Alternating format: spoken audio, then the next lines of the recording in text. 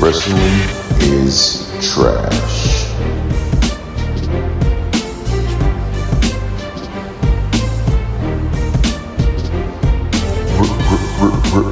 Wrestling is trash.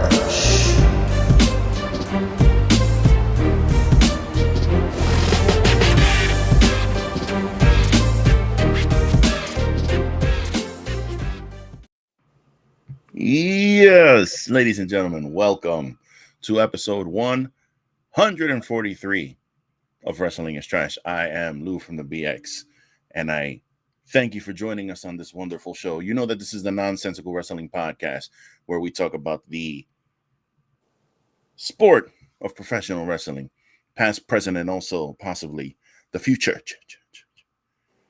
Trash Boys are here again on a Trash Tuesday for you, looking to talk some Backlash, some news, a little bit of everything. We got a couple surprises in this episode for you too. So, without further ado, I will allow the Wonder Twin to introduce himself to you all. What up, everyone? Most of you know who I am. I'm Nick Anicelli, here to talk another eventful day of everything going on in the wrestling world with the upcoming plea and a few other surprises for y'all. But I just hope this show goes better than the past few days for mine and Lou's basketball team. Because we both started our series off with an L, bro. Damn. You know what, man? I really wish you wouldn't have brought that up. I had to because it's hard, man. You know, sports is a big basketball. Let me tell y'all something. Maybe some of you guys listen to this show and you don't watch sports. Because it's possible, you know, not everyone's into everything. I'm a Knicks fan, I'm a Giants fan, and I'm a Yankees fan. Now I say Yankees, but I haven't really been into baseball for like over 15 years. I used to love baseball when I was younger, and I just fell off of it when I moved here. So really, I'm a Giants and a Jets fan. This is how much of a sports fan I am, and this is going to sound weird because it's contradictory, but I had to take a break from New York sports, and I took this break from like 2018 to like the bubble, like whenever the bubble playoffs were, which I guess was 2020. Yeah. I took like almost a 2-year break off of New York. When I say New York sports, I just mean sports completely, because I don't follow, like, I'm not like one of those people who has a team, but I still watch whatever else. I watch Knicks games and that's it.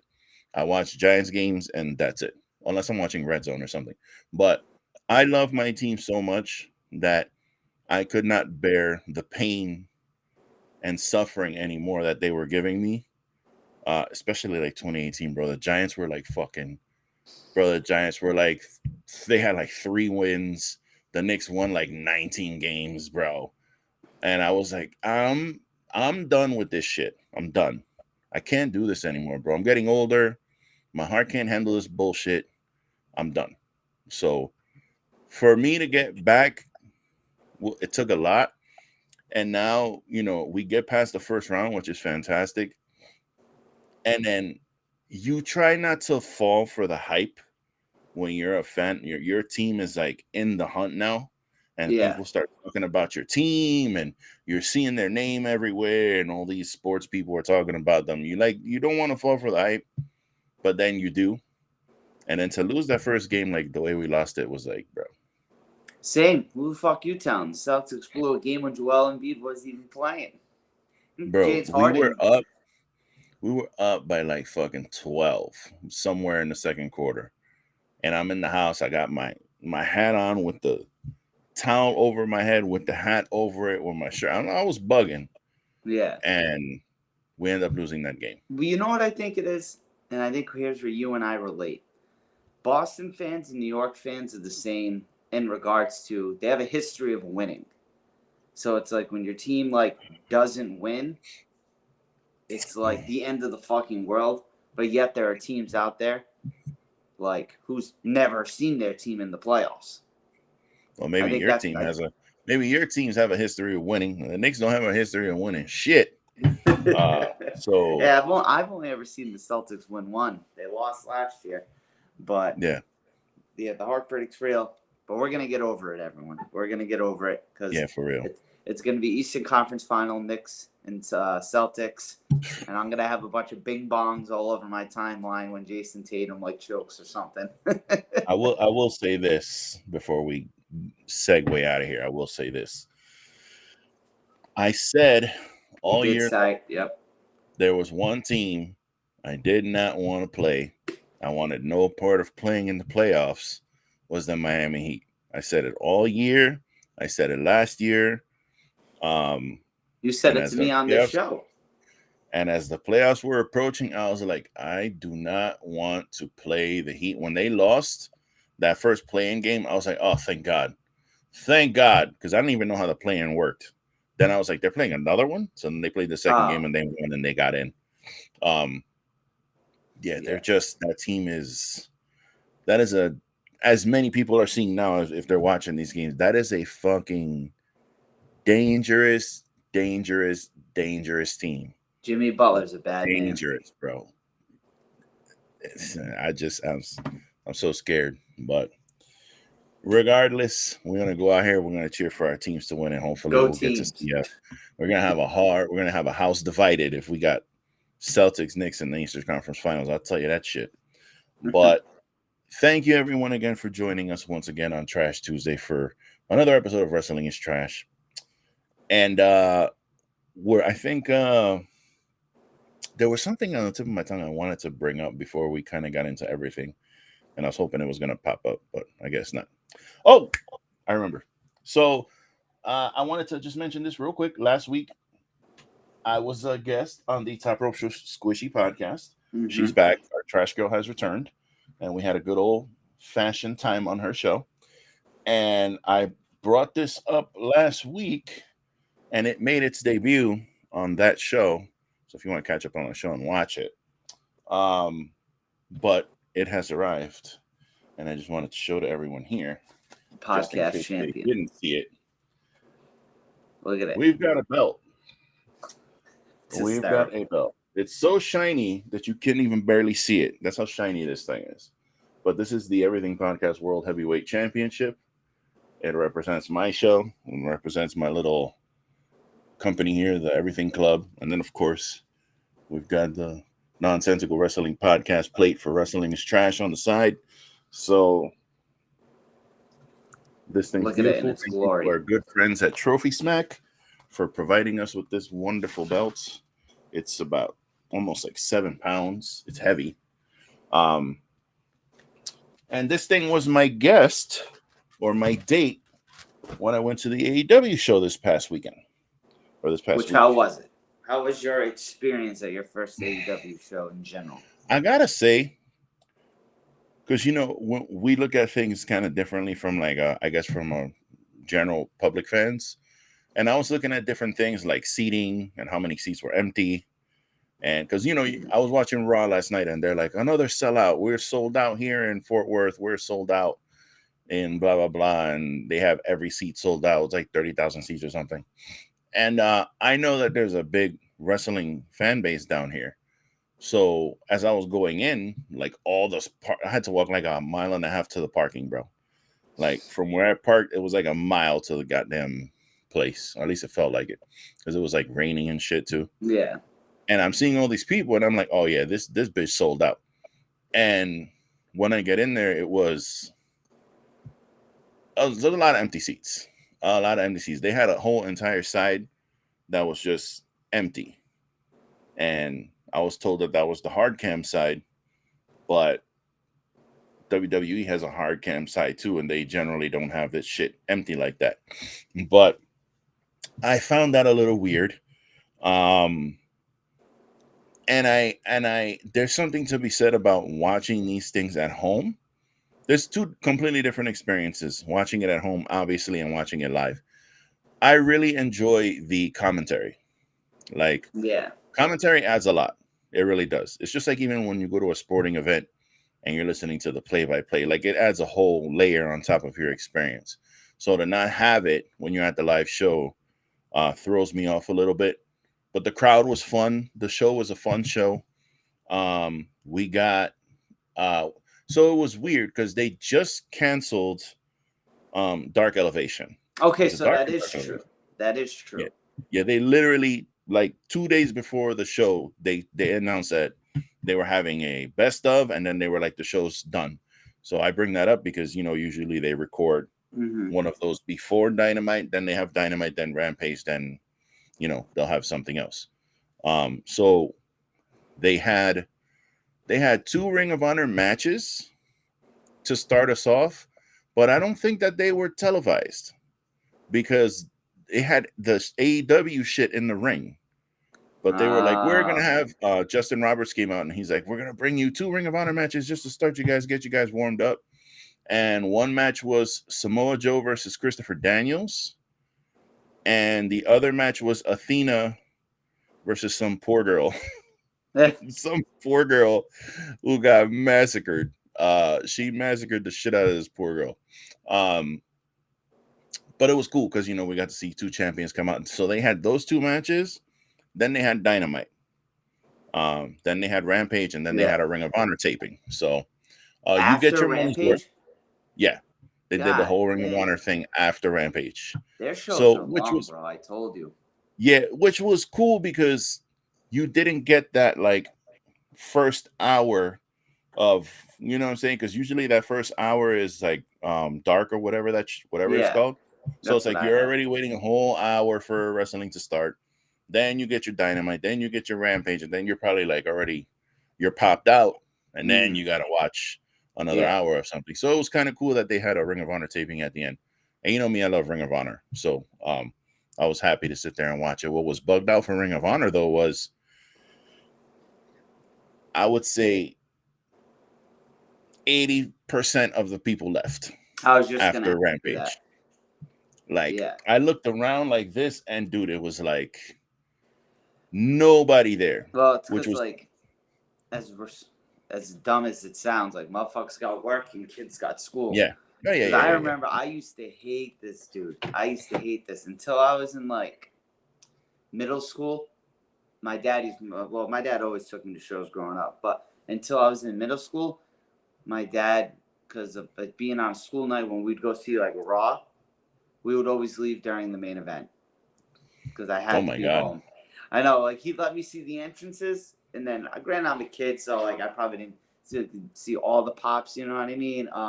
Obviously, if it was summertime or a weekend show, like that was different. But yeah, it's like, all right, well, I got to go home. I have school the next day, and it's like, but wait, yeah.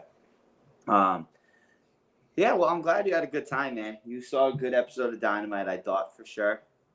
It was fun. I definitely tuned into it.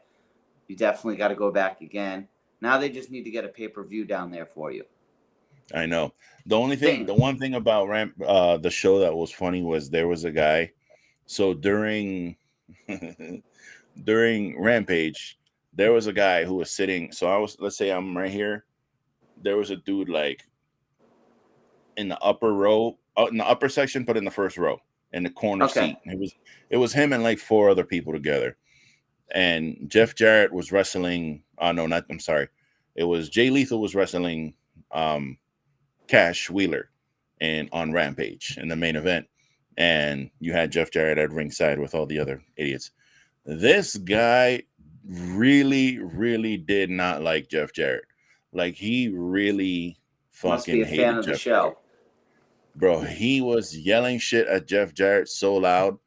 Jeff Jarrett actually had to stop and turn around, and he looked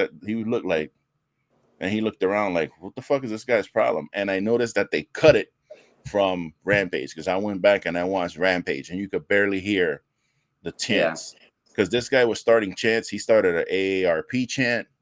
He started a Colonel Sanders chant. He started a damn you're old chant, and that shit was loud. I mean, we were like, you're old. Clap, clap, clap, clap. We did AARP, Colonel Sanders, like 3 different chants during that match. And this guy was screaming at Jarrett. He was like, yo, Jarrett, I heard Jeff Jarrett puts ice in his milk. And he yelled that shit out, bro. He had everybody laughing. That was cool. Having Ring of Honor at the end was cool because I moved up. I was like 3 seats behind the railing, but once everybody left, I was able to move up a row, which was cool. The highlight though of the show, by far, besides being able to see a Bandito match live, was the Acclaim. The Acclaim live. They're funny, man. That's a show in itself, bro. They're The funny. Acclaim live is a show in itself. They came out, they had a full rap. They came to the ring, they beat up some jobbers, and they left.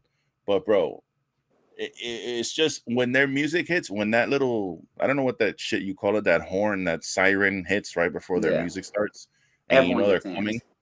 Yeah, and even Justin Roberts, he gets you hyped up like before. He's like, all right, we're gonna come back. You guys got your scissors ready? I see some scissors out there, and everybody starts getting their shit out. So like we knew that they were coming. And bro, they did their rap. They came in, the Scissor Me Daddy chant. We were chanting. And what was cool was that after the match, they went around and they took pictures and they hugged and they scissored like the whole like front row. Another person who did that, which I don't want to say I was surprised, but I was kind of like, damn, look at this dude. Dax Harwood. So Dax Harwood was in a match on Dynamite. Yep. And no, I'm sorry, he was in a match on Dynamite, but for Rampage, Cash had the match, and then after the match was over, Dax grabbed the mic because it was the end of the show.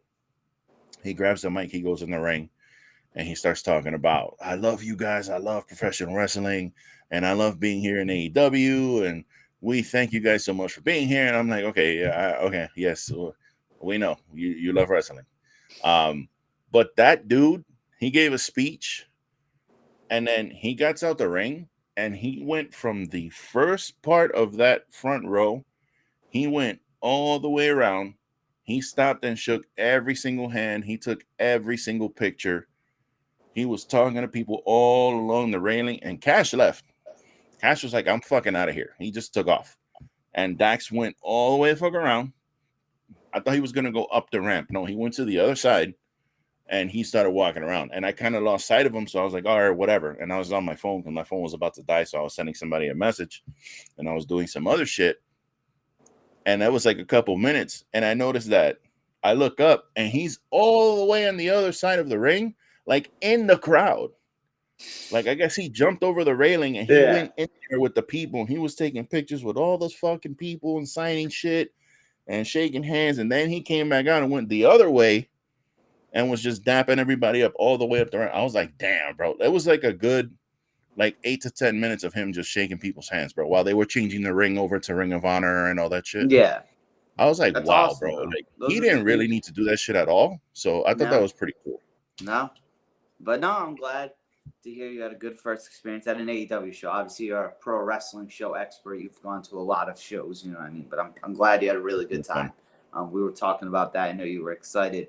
Speaking of excited, I think I can speak for both of us on this one. We're excited for this show.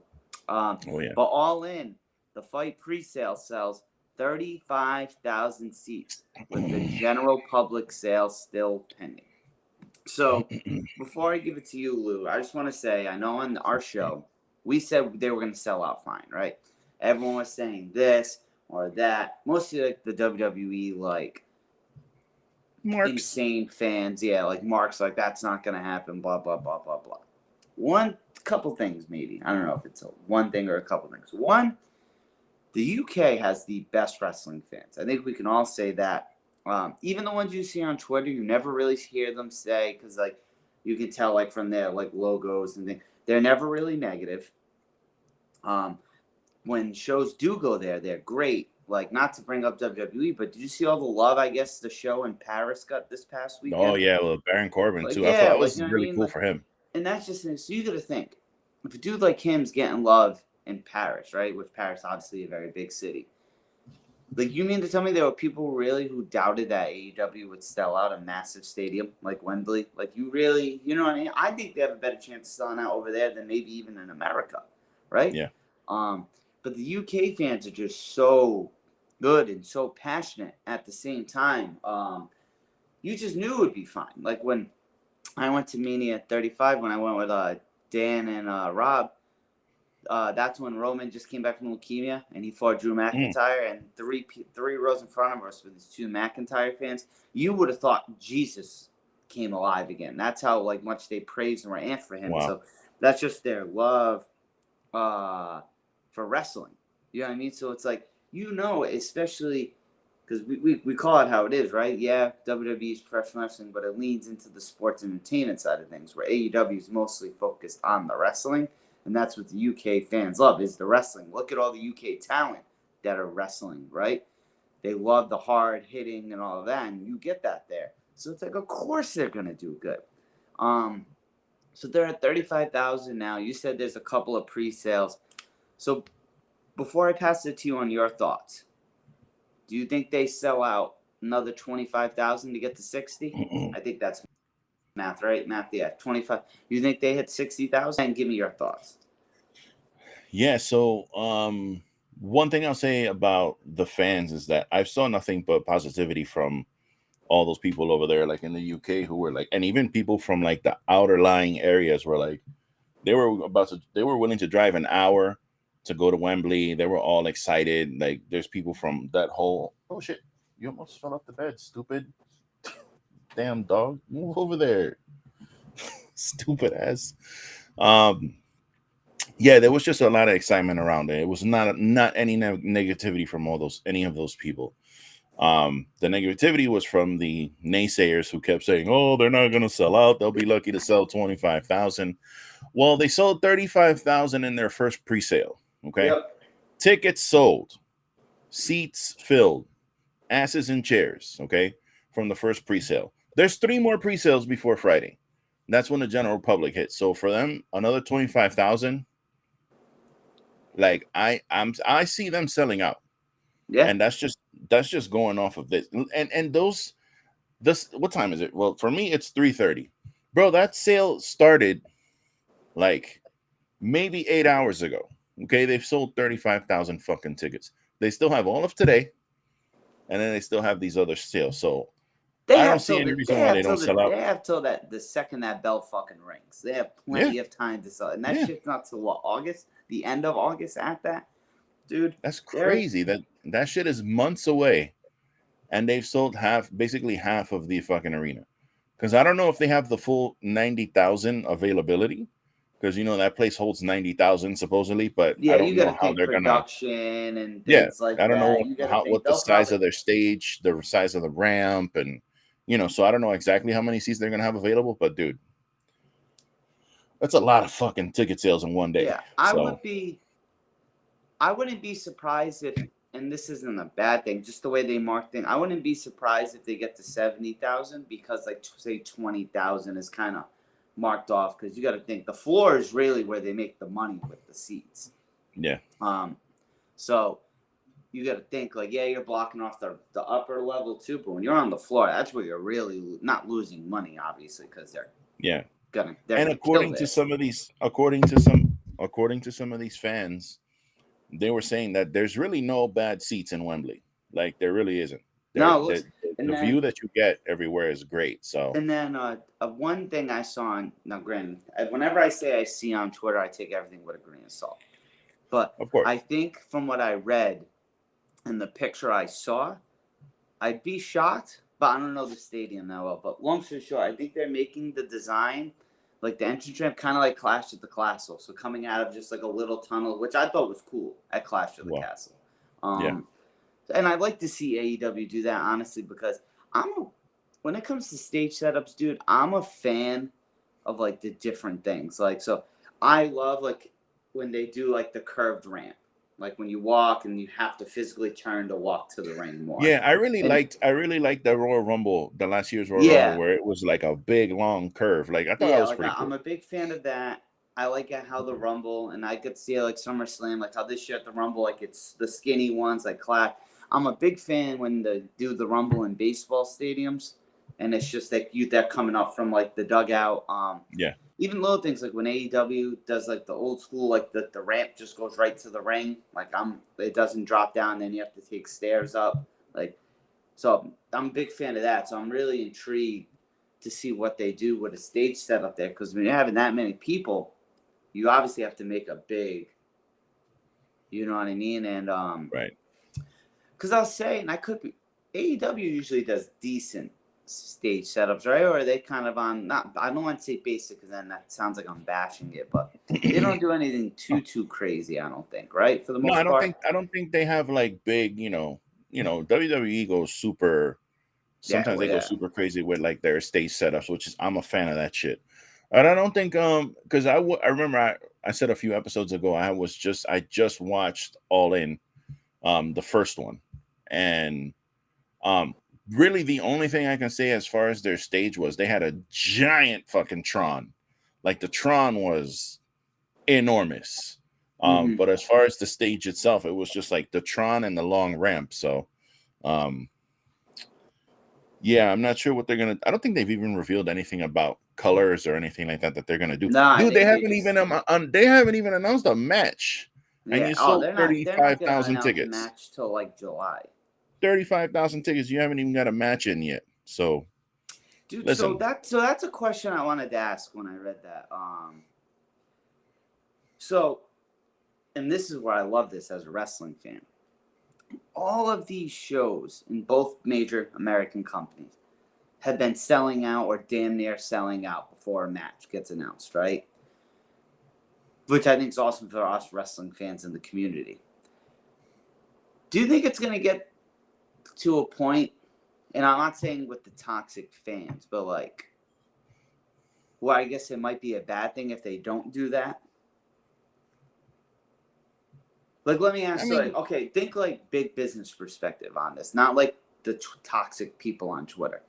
Like, say the AEW didn't do that well today, 35,000. Do you think like they would have sweat? They would be sweating, or like when they did the WrestleMania ones, if they didn't do as good as they did, they'd be sweating. Like, yeah, well, I think do you for think these they guys, do pre-sale for a reason to kind of maybe gauge how they're gonna sell in general? Because you got to think like this one, they sold 35,000. They're clearly gonna have a good public sale if they had 35,000. You know what I mean? I mean, just going on for 35,000, that's already a success. Because remember, Yeah. well, according to what they would like, because you remember when it first got announced, a lot of people were saying, if they do, I saw a lot of wrestling analysts like, oh, if they do about 25,000, that's a success for them as far as revenue generated and shit like that. So, dude, 35,000 in the first day is crazy. But I don't think necessarily sellouts. It's hard because the thing is with WWE, like that's one of the things they constantly say when they start their shows. We're sold out in Sunrise. We're sold out in Texas. We're whatever. They love to say that. They love to do the announcement of the attendance and all that. So I think for them that's a big deal. And of course, they do sometimes inflate their numbers a little bit just to kind of I think get it up everyone there. does that though. But I think honestly, it's not like they're adding on like 20,000 people. Like it's like a couple thousand just to get the number up there. So because they sold out on Monday Night Raw last night. Like they sell out regularly. But I don't think as far as pay-per-views, it's again, it depends. I think for AEW, they'd love to sell out. That'd be great. But I just think that they're happy to get there. I think as far as these promoters, they have I don't know how they do the math, but there's like maybe a certain number that once they get to that number, they're like, look, anything else is cake on top of this. Because we'd love to sell it out, but if we get to like this amount of people, then we're in the positive and we're good. And then anything after that's great. So and I think AEW is in that state because they're still fairly new, so they're still trying to build that up. So what I just did some math, right? So I did 35,000, and I think I'm under here. I'm saying the average ticket's $200, right? From nosebleeds to the front row, which I'm probably wrong, to be honest, right? Just that simple math right there is $7 million. And that's if an average ticket is $200, which it's not, because the front row is probably going to go for over a G. And the nosebleeds, I would assume at the cheapest are probably $100. Yeah. Right? I don't know. I didn't look into this, but That's $7 million right there. Like that can be John Moxley's contract. Damn. Like, you know what I mean? Wow. So it's like That's crazy, bro. So they're easily going to make over 10 million. We could probably say in ticket sales easily. So, but people are going to say it's a fit. That's what I hate about the wrestling community. Sometimes it's like, just shut up and fucking color.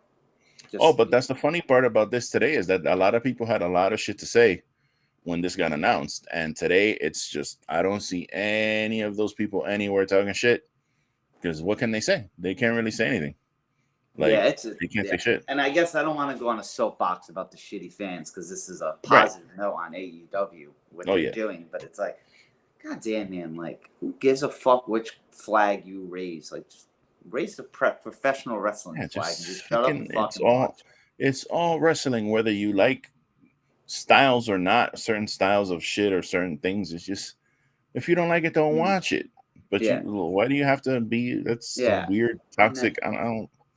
But before we get into our WWE, not story, but I guess recap of the draft, before we get into that, since we're going to talk Backlash after that, definitely on a positive note here. Trinity, as we said, there was rumors of it, but Trinity officially debuted in Impact last Friday. She already had a match. From the clips I saw, she looked good. Yeah. She seems very happy. Mercedes Moné and Tamina Snuka were backstage, were sneaking through the crowd. CM Punk. Yeah, CM Punk again was backstage. He's fucking everywhere, but he's on his world tour, bro. CM Punk's doing a world tour of everything. Yeah, he's gonna be at a new. Well, actually, because he already went to a New Japan show. He went to Mercedes' show. Yeah. All right. Never mind. I was gonna be toxic, but I'm not. No, I'll say it anyway. It was clearly a joke. Clearly a joke. He was at the show where Mercedes beat Kyrie, and then I don't know if you saw. CM Punk commented on something on Instagram, and Mercedes Moné said pull up, and then Punk did pull up. Maybe Punk's trying to shoot his shot, but I'm obviously just messing around. Can't blame him. Yeah, can't blame him if he was, but we all know he's actually no. I can't blame him. He got AJ Lee. Fuck you doing, that's bro? What I'm saying. I'm just making jokes doing? Here. But back to Trinity, I think that's awesome. I think you might have said it last week, but in general, the Knockouts division has so much talent, so many matchups there that you want to see.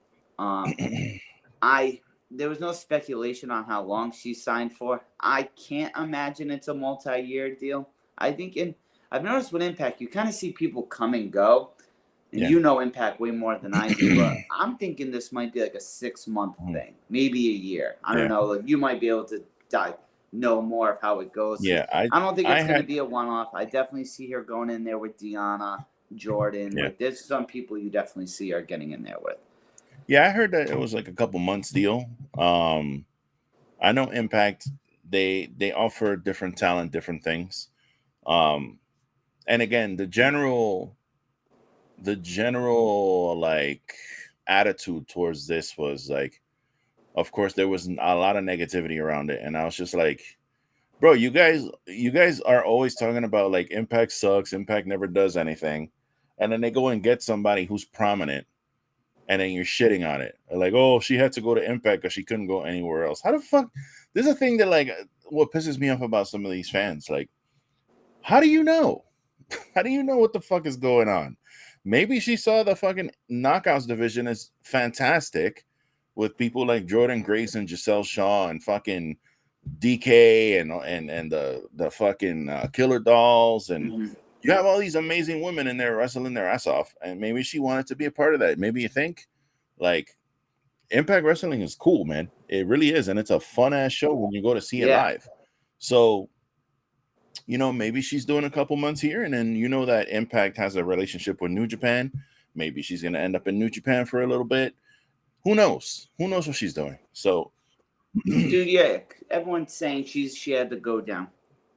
With no pun intended, she's in the fucking bloodline. If she wanted to go back, my thing is this: when you're a star like her or Mercedes Moné, right? Just them because they're the examples, right? That door's always going to be open for them. Why not take this opportunity, like you're saying, to go face this new talent, even if it's just for a year, right? Go in. You know these other companies are going to pay you good money because of the name you made for yourself, right?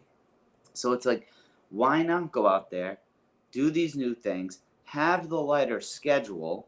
You know what I mean? Like, you know, I think that's the problem with it, is when you leave these big companies, and it's like, man, just you being in the big company, that gives you leverage to go there. Like, there's no way Trinity's making what everyone else, all the other ones are making. Nah, I'm sure damn near. You know, I'm sure the payday was a little bit more.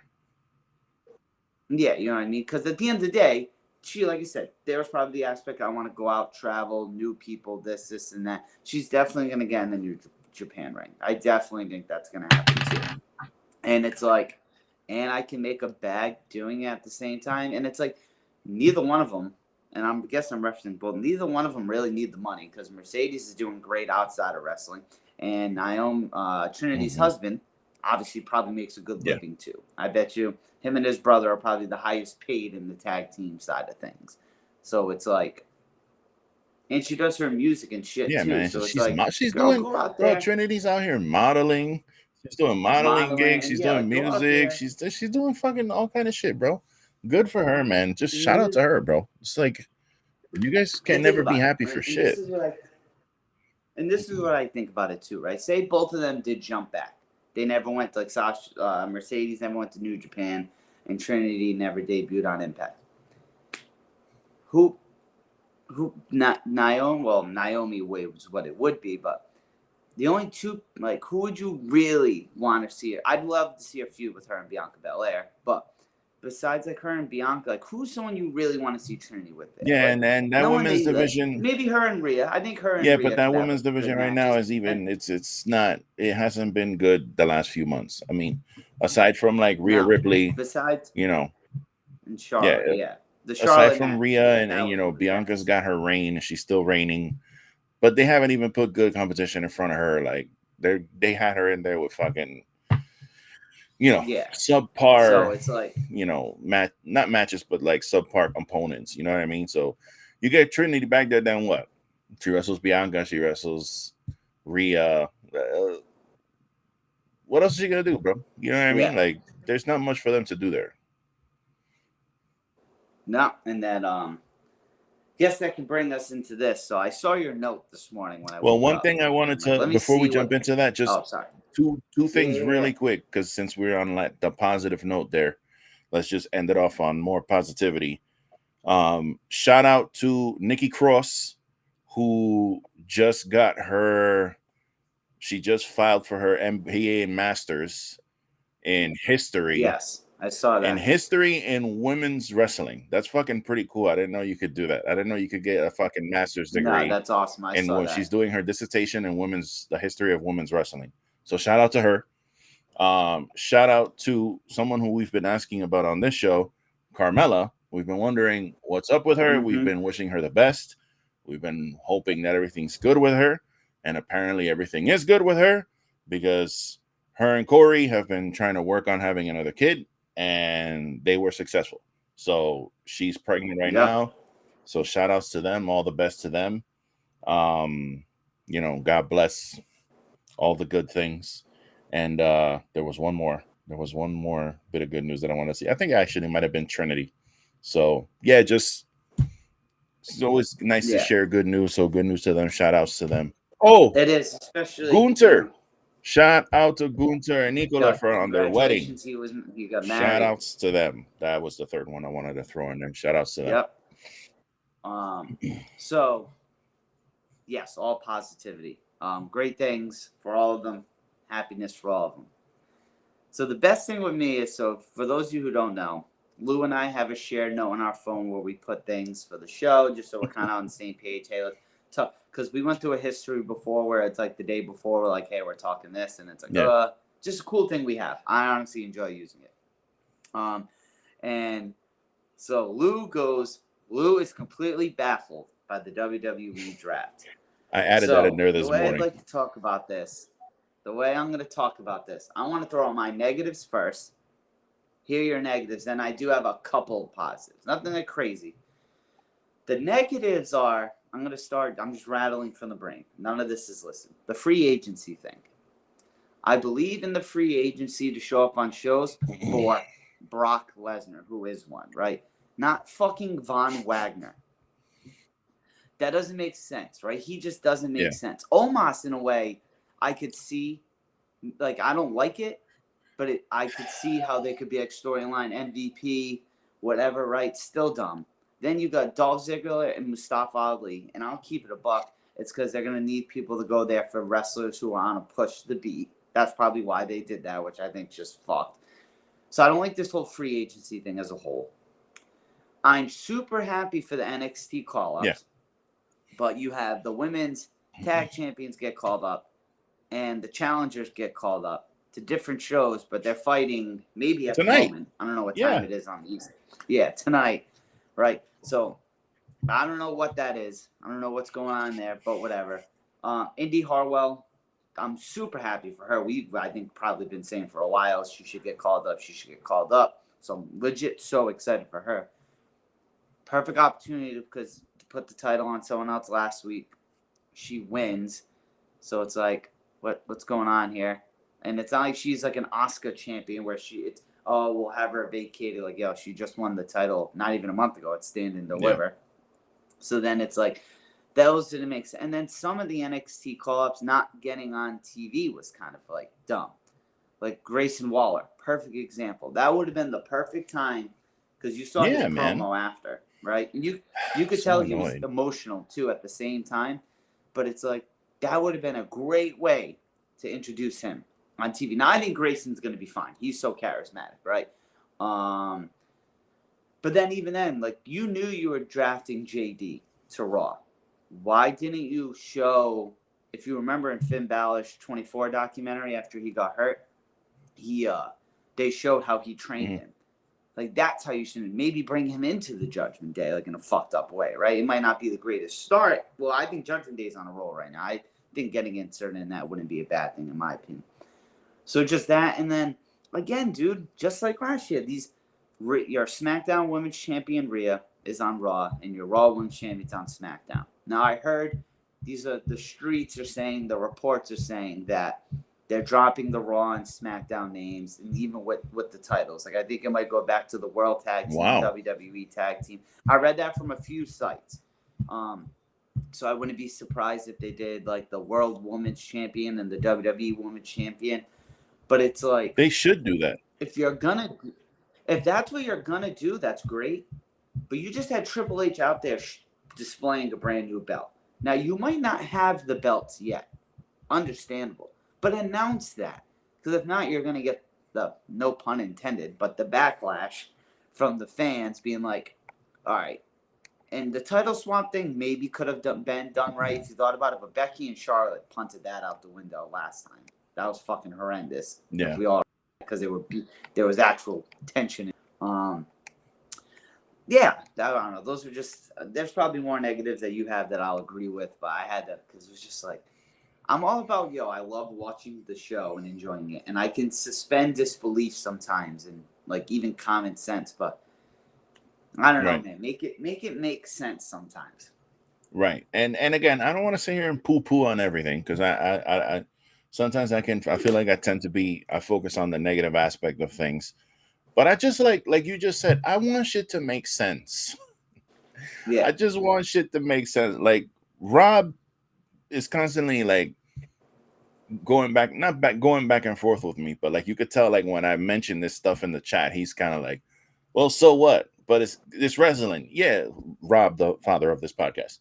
And like I get what he's saying, that it's like, oh, it's just wrestling, who cares? But no, bro, make this shit make sense to me.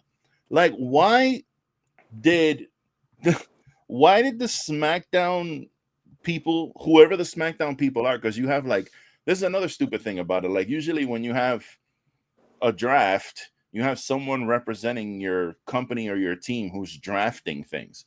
So you have Adam Pearce, who's like the Raw and SmackDown general manager. So he's over here like, I'm drafting for Raw and I'm drafting for SmackDown too. Like, so, and then you bring out Shawn Michaels, who's representing NXT. So it's like you have, different people, but this guy's like drafting for both sides.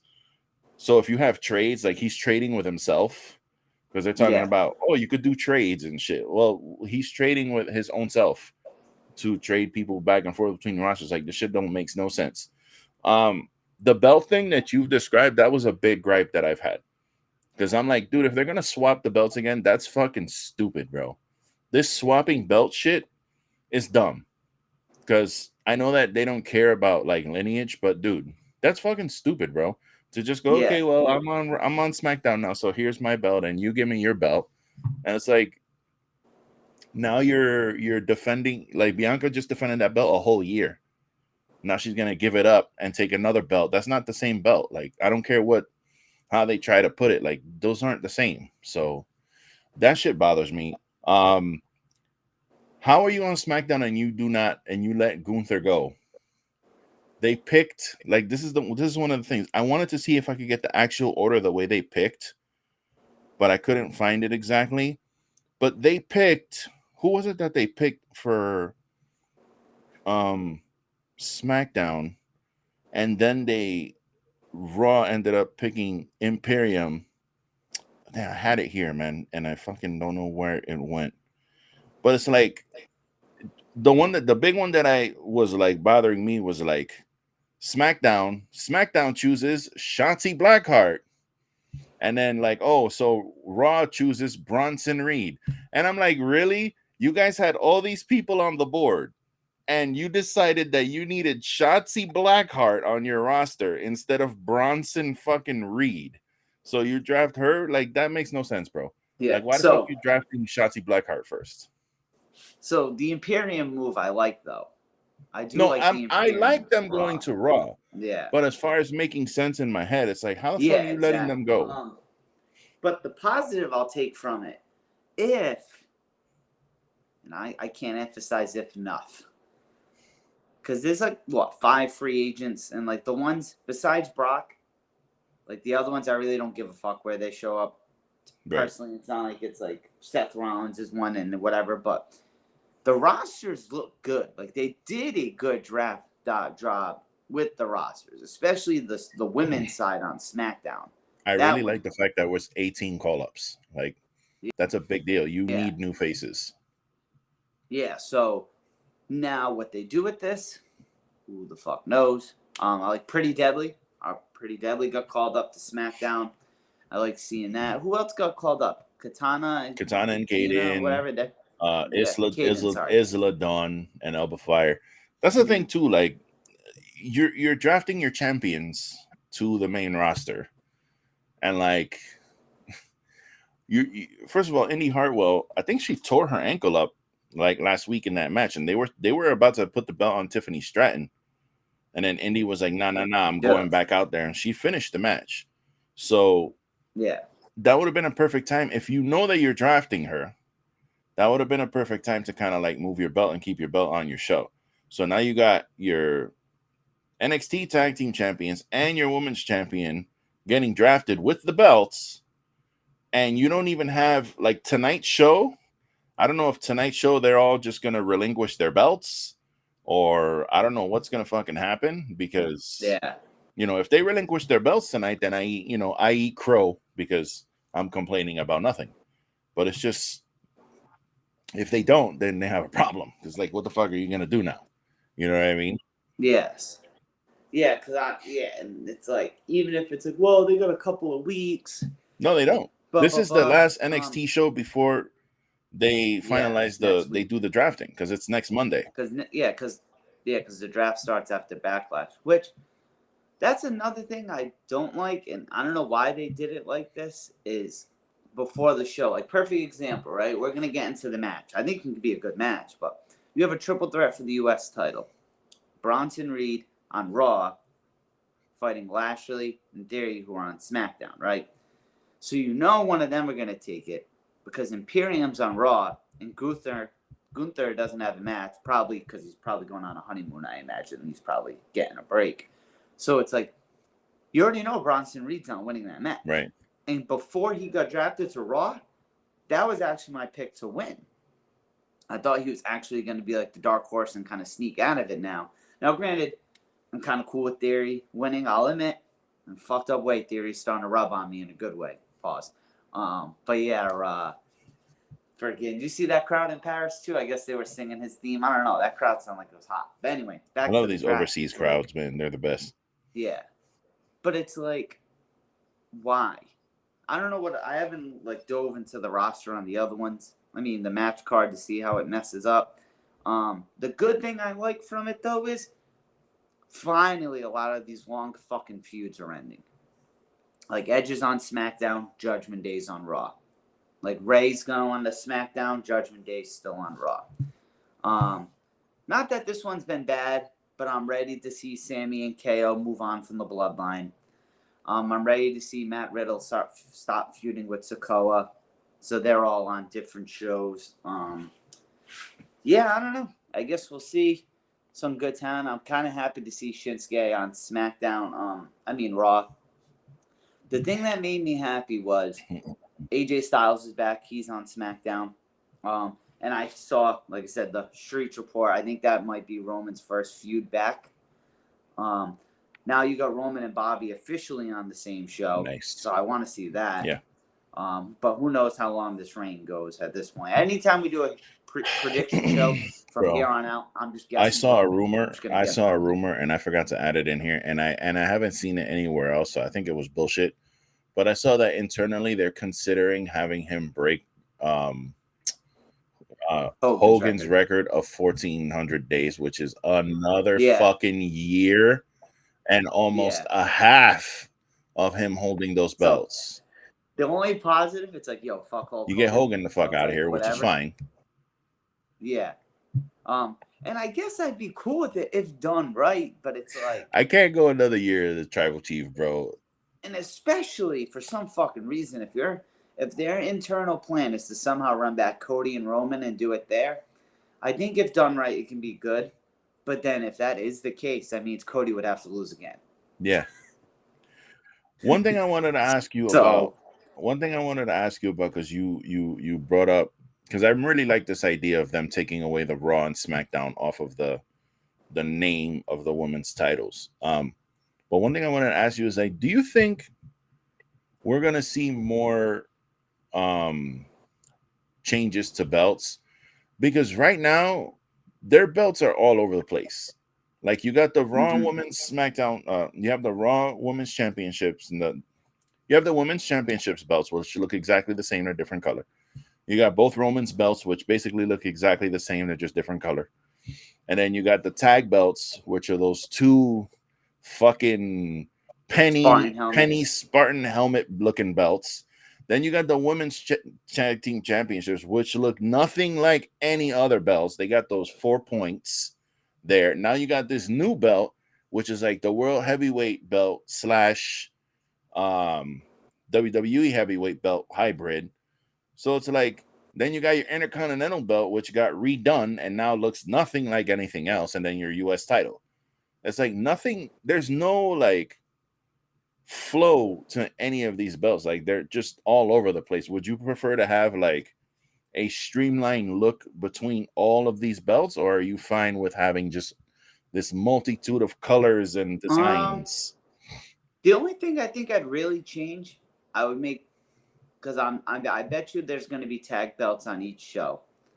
So make them different like they used to be back in the day. If I had to guess, I'd be cool with them just keeping one tag belt for both shows. Like, that can jump back and forth. But you got a lot of tag teams now based off that draft. Yeah. That I would be cool with 2 belts. But the only thing I guess I'd really change is if you're doing the double, like kind of like what I was saying. Like, so if I guess that's hard because you have to, I don't know. I was going to say, like, the women's title belt can stay the same. Maybe not make it red or blue, but keep it looking like the men's WWE title, and then have the other women's title look like this new World Heavyweight title. So it kind of, Yeah. I guess I don't know. I don't know. I guess I haven't really. It's a weird question because there's so many different designs, and I'm trying to even think back to how things used to be. And so if you go back to when they first did the brand split, you had so on SmackDown you had the undisputed title, so the one Eddie won. Yeah. Then you had the not old because it literally just went away, but the U.S. title that we had before this one, so with the big flag. You had the WWE tag titles that looked like the Attitude Era ones, but they had the blue in the middle, if you remember. And then they only had one women's championship then, which was the one like Trish and all them held.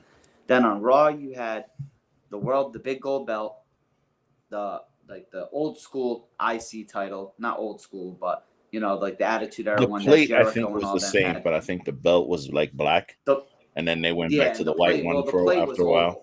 The plate was oval, if you remember. Yeah. Then you had the World Tag Team titles. I'm trying to think who had those that you can maybe think. I know the Hardys had them. The Dudleys had them. Larry Stonks had them, I think. Like, they had kind of the red on them. And then that was it. So they kind of did look different, but I don't know, man. I can't dive into titles too much. I don't think I'm artistic enough for that one. Yeah. I'm looking at some of these old belts, man. And WWE literally every WWE tag team belt looks better than the ones we have now. All of them. Well, because remember when these ones first came out? They were black, the black strap with like the penny. With the penny, yeah. Yeah. I still didn't like those. I don't like these those. Look bro. a little better. I the silver. don't like this Spartan helmet shit. It doesn't look good to me. No, because I'm trying to think what they had before. Oh, what they had before that was the Undisputed belt. Remember, they had them combined. I remember that. But anyway, I don't know if you're ready, because I want to get to the last part of the show. Yeah, we can get to it. Not that I'm. But next we have, speaking of WWE, staying on it, this upcoming week from San Juan, Puerto Rico, Backlash. Not WrestleMania Backlash. Just Backlash. Seems like it's going to be a hot crowd. Backlash. Yeah, fucking Joey Styles ruined the name. Huh? Joey Styles ruined that name for me. Every time I hear Backlash, I think of Joey Styles. I'm not good enough to call Backlash. I remember that, but we kind of have a pretty good card, honestly. So I'm just going off how I listed it. I'm gonna go with this match first, because I'm gonna keep it a buck. The last match I want to talk about last, just because I think it's gonna be the main event. I truly think that Bad Bunny. Is this the actual? No, this isn't actual match order. This is just how the website I had it. It was actually a betting odds site. I just deleted the betting odds on the side. Cool. I just put Bad Bunny at the end because I think he's gonna main event, because he's literally from that town, I'm pretty sure. But yeah, so first I went with this one first just because I feel we might be not on it the longest, but you got Brock Lesnar versus Cody Rhodes. So for those of you who maybe haven't been following, just try to sum it up. The night after Mania, Cody comes out, said whatever, he needed a partner for a tag match against Roman and Solo. Brock comes out, crowd goes nuts because it's like, wow, Brock fighting on Raw in a tag match with Cody against Roman, who he can't challenge for his titles. So whatever. And then they did it dumb. They could have at least done the match. And then, Brock F5 and beats the shit out of Cody. And whatever. And then Brock comes out, and then they've been beefing. Now Brock looks like The Undertaker. And then Cody this week, though, got a good shot on him. I don't know if you saw that punch he landed. He got a good punch in on Brock. Yeah. I'll say that. I don't know what's up with people in their attire lately. Yeah. But people are wearing some weird shit out there. We need to say a quick moment of silence for Cody. The only reason I say that is now I don't know if that's planned or not, him to actually get a punch in, because Brock can, as we know, Brock can legitimately take a punch. The last time we saw someone go off script with Brock was Braun Strowman with that knee to the face and one hit with Brock, and Brock kind of knocked him out. So do you think that was scripted or not? Because if so, I think we need to take I saw a lot of people reacting. He's like, yo, Cody got a good licking. And I saw that shit from several different angles. I really don't think Cody, I think it's because Brock was bleeding. Oh, okay. I mean, I didn't really see where Cody hit him. Like he gave him a work punch, like a good looking work punch. Like it just looked good to me. It didn't look like to me like he hit him. And I saw from the angle where he runs, like the camera's here and he runs over and runs in. And then I saw the regular angle from the show. And then I think I saw another angle from the side. And I was just like, it looks good. I just didn't think it was like he actually hit him. So maybe I don't know. Maybe I missed it. My initial thoughts are, I think this can be a good match. Because as we know, history proves Brock works better with guys around Cody's size. We've seen that with like AJ Styles, Bryan Danielson. Yeah. So I think it's going to be a good match. I'm going to pick Cody, right? But I would not. I might have already mentioned this on the past show. I would not be surprised if Brock won. A la the WrestleMania 28. The Rock comes back for this match. Everyone thinks Cena's going to win because The Rock came back. He's going to put Cena over. Rock won. Next night, Brock returns. F5's John Cena. They fight at the... Actually, no. Cena did beat Brock at that pay-per-view looking back at it. Because I remember I was like, yo, Brock lost his return match. Whatever. I don't know. I think if you're doing this stupid finish the story thing, which, I don't know, kind of stupid, I could see it going both ways. Because then it's another adversity in the road for Cody to overcome to get to Roman. But I don't know. I think Cody's actually going to take this one. What are you thinking? Yeah, I would hope that Cody wins. I'm trying to figure out the story for this match because it's been like almost a month and we still have no fucking idea why Brock Lesnar did this. There's been no explanation. I thought maybe last night he was going to come out and say something. He did not. He's just been quiet. He came out and talked a bunch of bullshit. Then they did the whole separation thing. So he has not given any reason why he's doing this. And I don't think we're ever going to know. It's because he opened. It's because he opened WrestleMania. Yeah. That's what it is. He's bitter about having to open WrestleMania. So I don't know why the fuck they're fighting. But I'm assuming Cody's going to win because...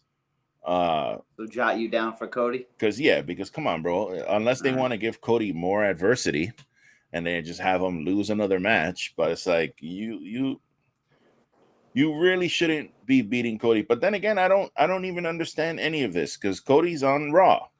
So what the fuck does it matter about him and Tribal Chief and whatever? Like he's not on SmackDown, bro. Mm-hmm.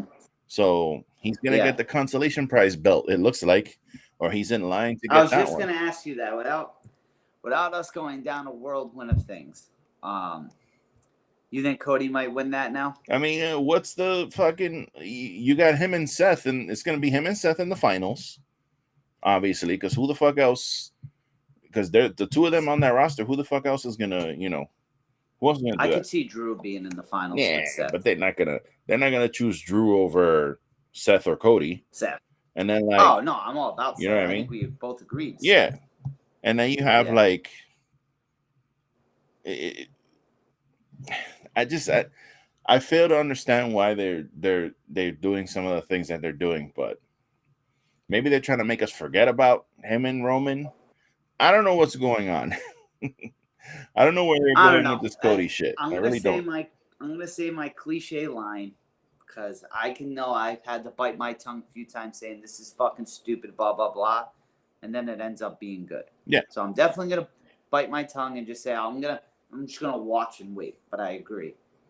But I think we can both agree this has potential to be a good match, though, itself. So the top dogs, on Raw right now, it's Cody. You got Gunther, Matt Riddle, Shinsuke, Seth, KO and Sammy are there. And Drew. I guess, you got Drew. I'm scrolling down to see where his name is because I don't even see it here. I must have missed. He went on the first night. I just remember. And that's it. Everyone else is like, they're not in the world title picture. Bronson Reed, Ricochet, Braun Strowman, fucking The New Day. None of these guys are in the JD McDonald, Dexter Lumis. Even add to it. You know what I find funny? Johnny Gargano's undrafted. So they got everyone else. No, he went to Raw. Oh, they do have him in Raw?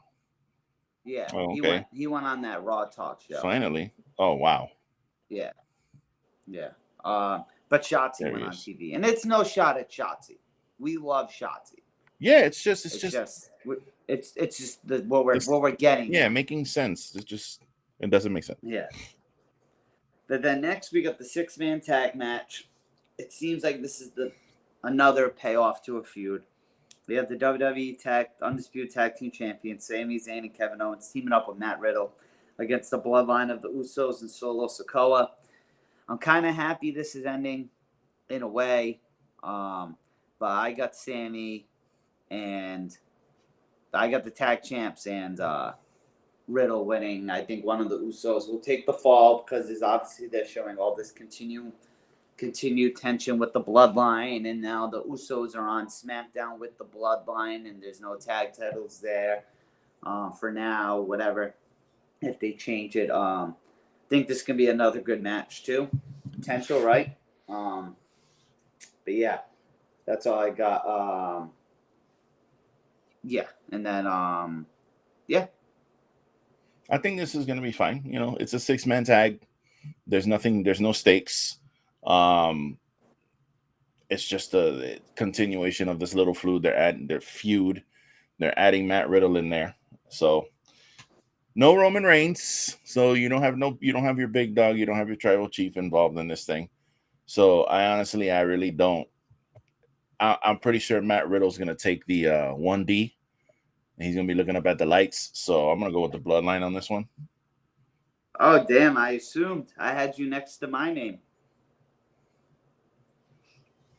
Let me change that one real quick. Yeah, I'm going to go with Bloodline. Okay. Yeah, I definitely think this is a good one. Dude, it's just crazy. Besides the Raw after Mania, we have not seen Roman on TV in any capacity. He's part-time, man. The guy's a part-timer.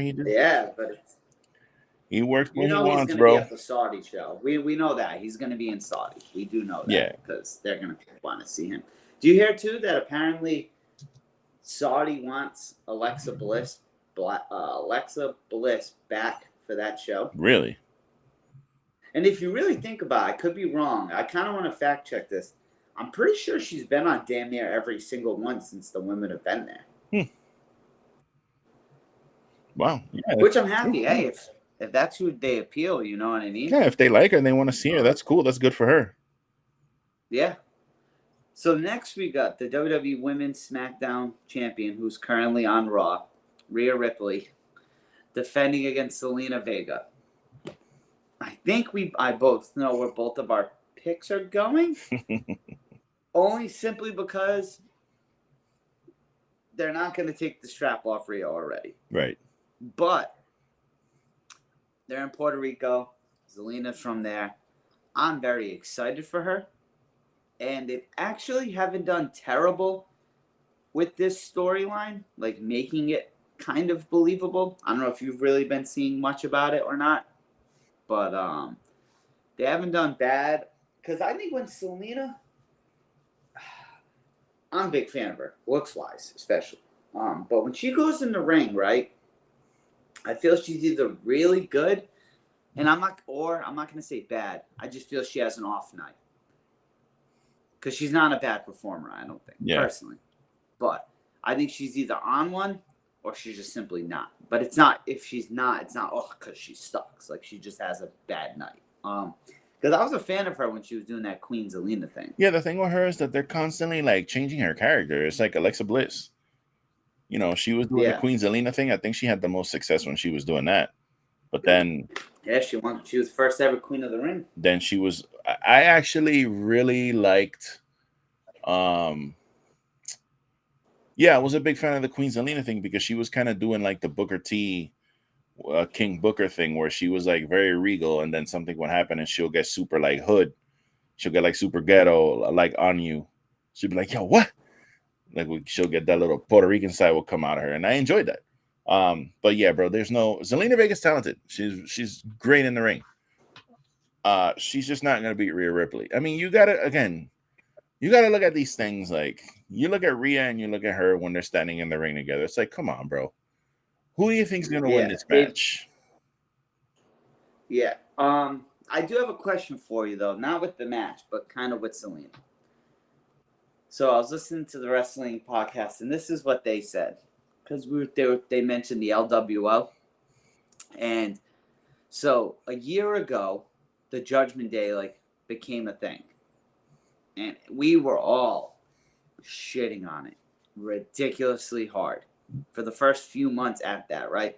I'd say pretty much until Dom got in the group. Everyone was kind of shitting on the Judgment Day. Right. So Alfred Kanawa, he said give it 6 months. He said he thinks the LWO is going to be what the Judgment Day are. Like, give them a year or 6 months, and they're going to be. Now, I'd be totally cool with that because I'd love to see Zelina be like portrayed as a bigger star, or even if she's not wrestling as much, a huge manager, and Santos Escobar. Could you see that happening? Because remember, the Judgment Day started off horrendous. Yeah. Like horrendous. I mean, there's always potential. You know what I mean? Yeah, Judgment Day when they started was like, I mean, when they had Edge and everything, it was like kind of spooky and blah, blah, blah, blah, blah. And then I'll never forget Damian Priest with that purple. Oh, yeah. In the middle of a match, he just turned into a purple monster. And then they came back from commercial and they were gone. Like, that was just like fucking baffling what that was. But again, Judgment Day was buried for a while there. I remember Judgment Day was on Main Event one time. Yeah. And we were like, wow, bro, really? They take Edge out of this group and look, these guys are on fucking Main Event. And then they started the Dominic angle, and I'm telling you, bro, that they just took off from there. And it's not only Dominic, you know, they've all kind of fleshed their characters out. Yeah, and, I think so. You know, they're all great in the ring. So they come and they bring it every night. So there's potential for the LWO to do the same thing. The only thing I worry about is, and I hate to say this, but the height thing is kind of limiting when you I know what you mean. You have a crew that's basically they're kind of like all the same height, and then your champions are like Bobby Lashley and shit. It's kind of hard to see where they're gonna be able to get like a championship on that roster to kind of like solidify them. I just want to know between both like the LWO, the original LWO shirt, and the one they have with like the Puerto Rican colors, how many shirts of those they sell this week and weekend? I'm like, I hate to be that guy, but I'm like so annoyed because I have like my LWO shirt and I got it one size too small by accident when I ordered it. So it doesn't like totally fit me, so I haven't been able to wear it. But now it's like I wanted that shirt. I bought that shirt like almost a year ago because I was like, I don't have an LWO shirt and they're in the WWE shop. I fucking want one of those because I want to wear that shit. And now it's like everywhere. Now you're gonna see that shit everywhere. Now it's everyone like, has it's them, the thing now. So like if I put it on now, it's like I'm part of the bandwagon, which is a stupid way to look at it. But it's like I'm annoyed that I wasn't wearing it earlier. See, now I just need the Tony D'Angelo to get called up and make the IWO because I would buy like 1,000. Yeah, what's up with that? None of the freaking none of the family got freaking called up, bro. I mean, I can't really complain, bro. They had 18 call-ups. That's a lot of call-ups, man. I think that's a record. I don't think there's ever been that many call-ups. I just love Tony D'Angelo because of just how outrageously Italian they named him. Like when they remember, if you remember his beginning vignettes and everything, like they pretty much made him Tony Soprano. Yeah. But, I love that. All right, so the next we got, which I think might be I'm gonna take that back. I was gonna say it could be match of the night, but I'm very excited for this one. The United States Championship match, triple threat, with Austin Theory, who's on SmackDown, going up against Bobby Lashley, who's on SmackDown, versus Bronson Reed, who's on Raw. I want Bobby to win, but I don't. Reason being is he's been my U.S. champ multiple times, but there's some good people now on SmackDown with Theory that I'd like to see him feud with. Like, I'd love to see Theory and LA Knight. I'd even like to see Theory and Edge. Who's the other one that came to my mind? There was someone else. Fuck, it was on the tip of my tongue. I can't remember. Oh, Montez is on there, so maybe a Montez Theory one. And like I said, man, Theory's kind of grown on me a little bit. I don't know about you, but me personally, he has. But I think Theory retains here. Yeah, I think so. Because, again, they kind of shoot themselves in the foot with this Bronson Reed going on Raw. Because it's like, okay, well, you're not going to have your Intercontinental and your U.S. title on the same show. Then you're going to take a belt away from SmackDown. So it's not going to be Bronson Reed who wins. They should really have, the thing is that I know this is like a small little thing because they don't really care about doing like the small little things like this, but they should have something in place where there's two things that they should do overall with these drafts. Champions cannot be drafted. You can't draft it. I agree. You can't. Champion stays where they are. That eliminates all the bullshit with the championships having to move hands and blah blah blah blah. Yeah, That's what I agree. That should just be mandatory. And another thing that they should do is that they should have your champions can go across brands. They need to defend those titles on both shows. If you're gonna be a champion, you're representing the company, and it's gonna be more work for you, but that's because you're the champion. So that would elevate the people who hold the belts and elevate the belts at the same time. Yeah, it's gonna be more work for them, but you're the champion, bro. You're the champion. You should be defending it everywhere. So those are two things that I wish that they would do. I'm gonna go ahead and go with Theory on his because why take the belt off of him now? You know what I mean? My only issue is, can we please not have Bobby take yet another pinfall on a pay-per-view? Yeah, can it be Like, let it be Bronson? can Bronson Reed maybe take the pinfall here somewhat? Or I don't know, because I don't need to see Bobby. The first thing he's doing is coming off a pay-per-view loss, going to the new brand. Like, that sucks. Because honestly, I really feel like they should have Bobby is next in line for whether he beats Roman or not. That's not relevant. If it's not him or AJ, yeah, because I don't think they're gonna do that, but he should be next. Then you got Cedric and Shelton are free agents. They can show up on SmackDown to help him out, have his back. Yep. They can redo the Hurt Business. Almost and MVP are also free agents if you want to bring them in also to kind of help out, because you do have Solo there. And there you go. You guys can run that shit for a couple months.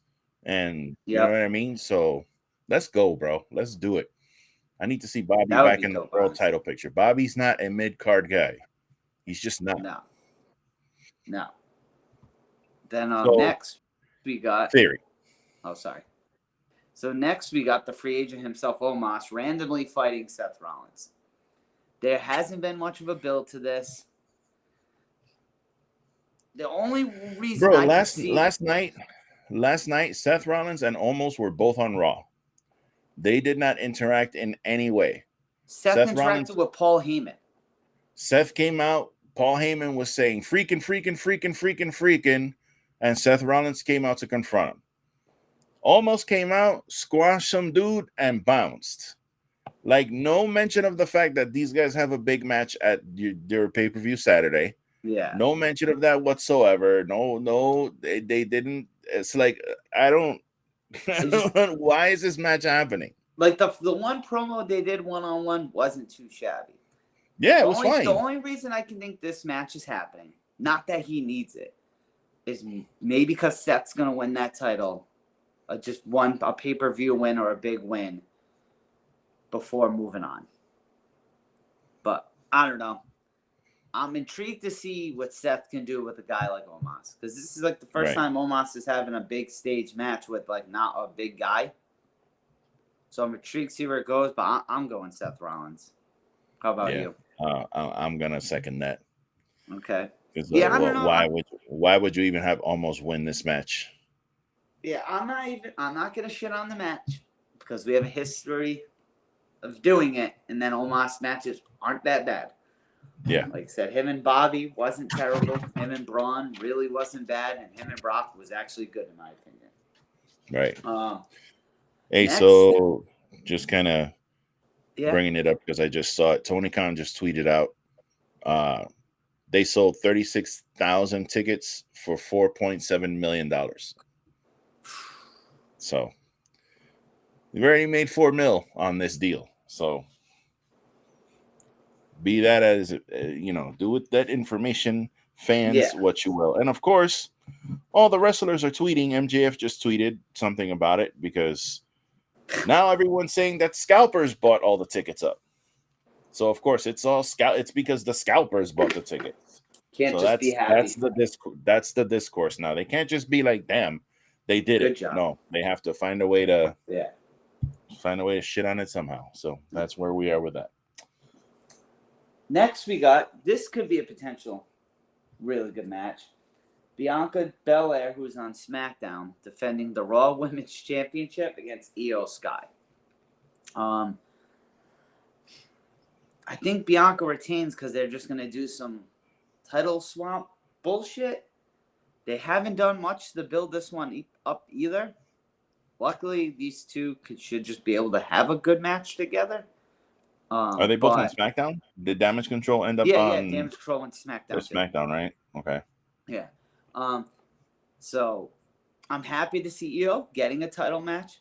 You know what I mean? Because now it's kind of like Bianca's in that reign with Roman, where not obviously is like whatever, but like, all right, you know, Bianca's probably going to win, but you're happy to at least someone getting it. Kind of like what we're saying with Bobby. Like, Bobby needs to be in the main event. Yeah, he's probably not going to beat Roman, which I think we'd both be very excited if he did. But it's like, all right, at least let him be in that spotlight. That's how I kind of feel with this Io right here. Like, I'm happy she's at least in the spotlight. But I think this can be a good one. We both know they're great performers. What are you thinking? I'm trying to figure out who they have on SmackDown who's going to give her any type of... Because the only real person they have is Asuka and Charlotte. And Charlotte's hurt. So you got Damage Control. So what are they just going to continue to fucking... this Damage Control feud forever now on the other brand? They could do that, I guess.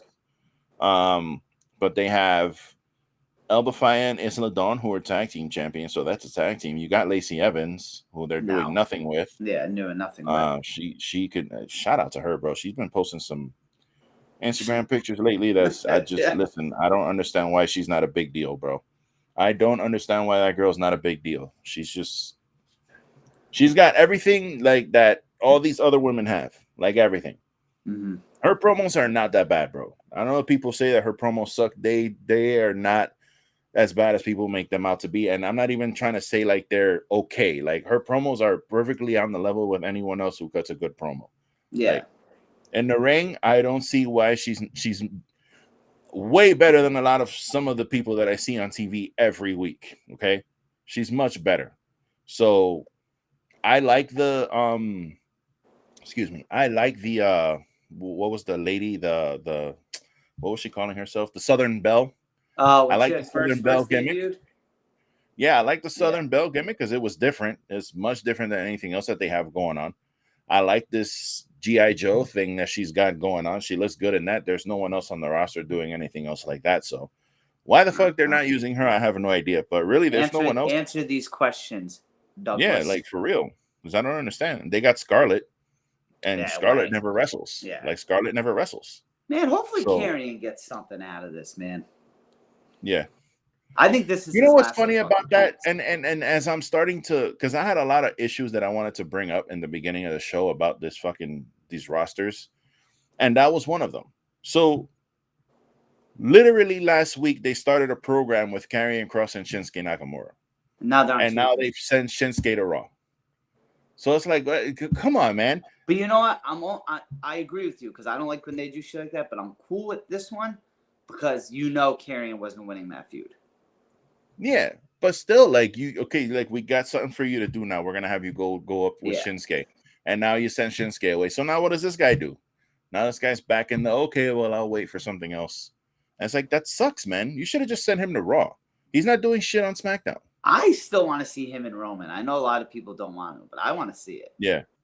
You should have just sent him to Raw, bro. I don't understand why the fuck they even have him here. But anyway, when I look at this match, I'm like, I like Io Sky, but I don't. It's almost like better. I'm gonna go with Io Sky. I'm gonna go with her, just because I think it would be better overall for her to like get a win, and then maybe it doesn't mean Bianca has to. She can get it back. That's fine. Bianca can get it back. It's just there's no one here for her to fucking go up against on this roster, bro. SmackDown really got the short end of the stick when it comes to the women's division. See, you know what's nuts, dude? Everyone online saying SmackDown's got the better one. I don't see how, bro. I'm looking at. I mean, who does Who does So Raw have? look, SmackDown has, according to this, SmackDown has Tamina, Shotzi, Asuka, Charlotte Flair, Lacey Evans, B-Fab, Isla Dawn Elba Fire, Damage Control, Michin, and Bianca Belair. Yeah, no, because you got to think. Yeah, Raw's got better. Raw has Xia Li, Tegan Knox, Piper Niven, Nikki Cross, Emma, Dana Brooke, Kaden Carter, Katana Chance, Shayna Baszler, Ronda Rousey, Trish Stratus, Raquel Rodriguez, Liv Morgan, and Rhea Ripley, and Zoe Stark, and Natalia, and Maxine Dupree, and Chelsea Green, and Sonya Deville, and Candice LeRae, and Indy Hartwell, and Becky Lynch. Like, you know what I gather from Raw? The women's tag titles are just gonna stay on Raw because there's a lot of women's tag teams. It's a lot of fucking women on that roster. Now, granted, it's 3 hours, so you know what I mean. But how many women's matches do you even ever get on these fucking shows? You don't get a lot of them. Yeah, you get like 2. You know what I mean? You get a women's match, and they'll stretch that shit out for like 22 minutes with commercials, and you got all these women back there like, okay, we're just gonna hang out in catering because we got nothing to do. I don't care. I'm still petitioning for Sonya Deville and Chelsea Green to be tag champs. I would be down for that. Yeah. And then in the main event, we have a San Juan street fight with Bad Bunny, the most global streaming artist in the world. Do you like Bad Bunny's music? No. You just don't like, just not your taste. Not really. I'm not. Look, I was explaining this week. I was explaining this weekend to this girl that I met. I am the worst Latino in the history of Latinos. Like, my Spanish is not great. I was born in New York. I learned most of my Spanish when I moved to Florida, and I listened to punk, metal, hip hop, folk music. I listen to freestyle music, but like Spanish music, Latin music, salsa, merengue, all that shit, I can't dance worth a damn. I don't listen to that music at any point. I never find a moment in my life where I'm like, I could listen to some salsa right now. Like, it's never happened. It's never happened. So that reggaeton shit, not a big fan at all. I'm not a big fan. So I won't say obviously. I have no idea what he's saying in his songs. Right. They are catchy. Like when you go to the bar and stuff like that, and they're on. The beat is catchy, obviously. Yeah. The beat, but I agree. But obviously, other people think he's well. You got to think. Do you think he's? I mean, he's the highest streaming artist on earth. Like that's nothing. Do you think he's the biggest crossover, like celebrity in wrestling history? Think about that. Oh yeah. He's pretty. I mean, you know, you got people like Donald Trump and Mike Tyson and I was gonna say Mike Tyson, but things like that. But this guy's he's famous on another level of like famous. Like he's fucking. I'm not taking anything away from him just because I don't like Latin music. It's just not for me. I'll say this, man. They everywhere. They pulled the plug on him, getting him because if you remember, his first time he performed in the Royal Rumble in 2021 in the Thunderdome, which was awkward, but he did that. Yeah.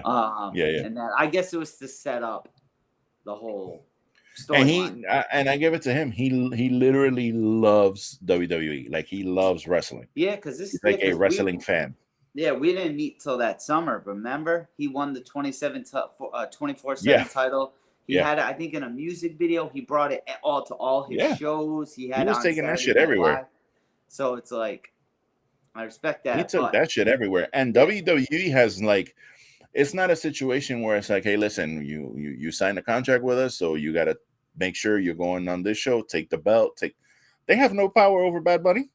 Bad Bunny's the one who's like, I want to come here and I want to do this. He didn't have to do that shit. Yeah. He did it because he fucking loves wrestling. So my man, didn't he get F5'd by Brock Lesnar? I think so. In that Royal Rumble in 2022, bro, he goes out there. Bro, look at that table spot that they put him on last week, bro. Yeah, that shit was. I think I said this on the show, like if I was his PR manager and shit, I'd be like, hell no, you're not doing none of that shit. Are you out of your mind? You want to put my $1 million, billion client? You want to do what with him? You want to put him through a table? Fuck you. But Yeah. He goes out there and he But does it, bro. yeah. So he's fighting Damian Priest. So I'm happy for this because one, I think it's going to be a good match. I keep saying that. I got to stop saying that because I'm going to eat my words. I think I say a good match because I want it to be. I mean, I'm very happy for Damian in this, man, because this match probably going to main event. So he's going to main event a pay-per-view. Yeah. I would assume in main events. That's just me assuming things. 2, this is going to get a lot of mainstream attention. And it's not like the tag match before where there's 3 other people to distract someone from Priest. Because The Miz, as much as people hate, he's a pretty famous dude. Like, people know who the Miz is. You know what I mean? But this is just Damian Priest getting the spotlight. And they're obviously, like, in the TMZ in the real world, they're going to portray it as, another local Puerto Rican wrestler, blah, blah. So I'm very happy for Damian here. Like, I think that's why I'm maybe saying the good match thing. But, yeah, I don't know how you feel. I think Bad Bunny takes the win because there's going to be shenanigans. Obviously, Judgment Day is going to get involved. I bet you the LWO gets involved in this to help out Bad Bunny. They got to be on the show. So you got to have them on the show somewhere. I see Bad Bunny taking the W. Did you see he had Savio Vega's renting shit on his kendo stick that 1 week? Yeah. So, but I'd be excited if Damian somehow won this. Not somehow, because physically, this is another big guy, little guy thing. But I'd be very amped. I was gonna say, man, I was gonna go with Damian Priest because I just, I think he's on the come up.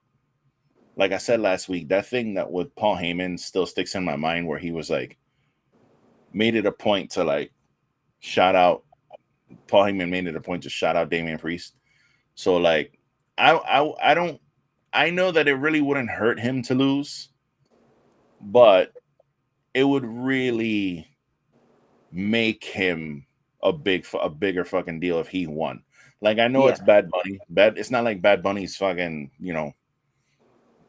Goldberg or something, like some big giant obstacle to overcome or whatever. It's you're obviously more physically gifted than this person, but I think it would do a lot to have Damian win. But maybe they want to pop that crowd in Puerto Rico, and who knows how these people are going to react to Damian Priest. They're probably not going to boo him. I mean, I'm sure that they're gonna love, Bad Bunny, obviously, but unless Damian Priest comes out and completely shits on the crowd or something like that, and he just makes it a point to like not try to get a pop, then maybe. But it's gonna be interesting to see how they react to him. Yeah, I think he's gonna get a pop regardless, man. At some point, I don't know though. So let me ask you this before we move on to our big thing for today. Out of all the matches, which one are you most looking forward to?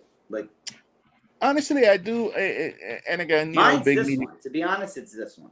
Okay, big meaty men slapping meat. I kind of want to see. I really want to see the Lesnar Cody match. Mm-hmm. Because usually Lesnar has these matches with people who,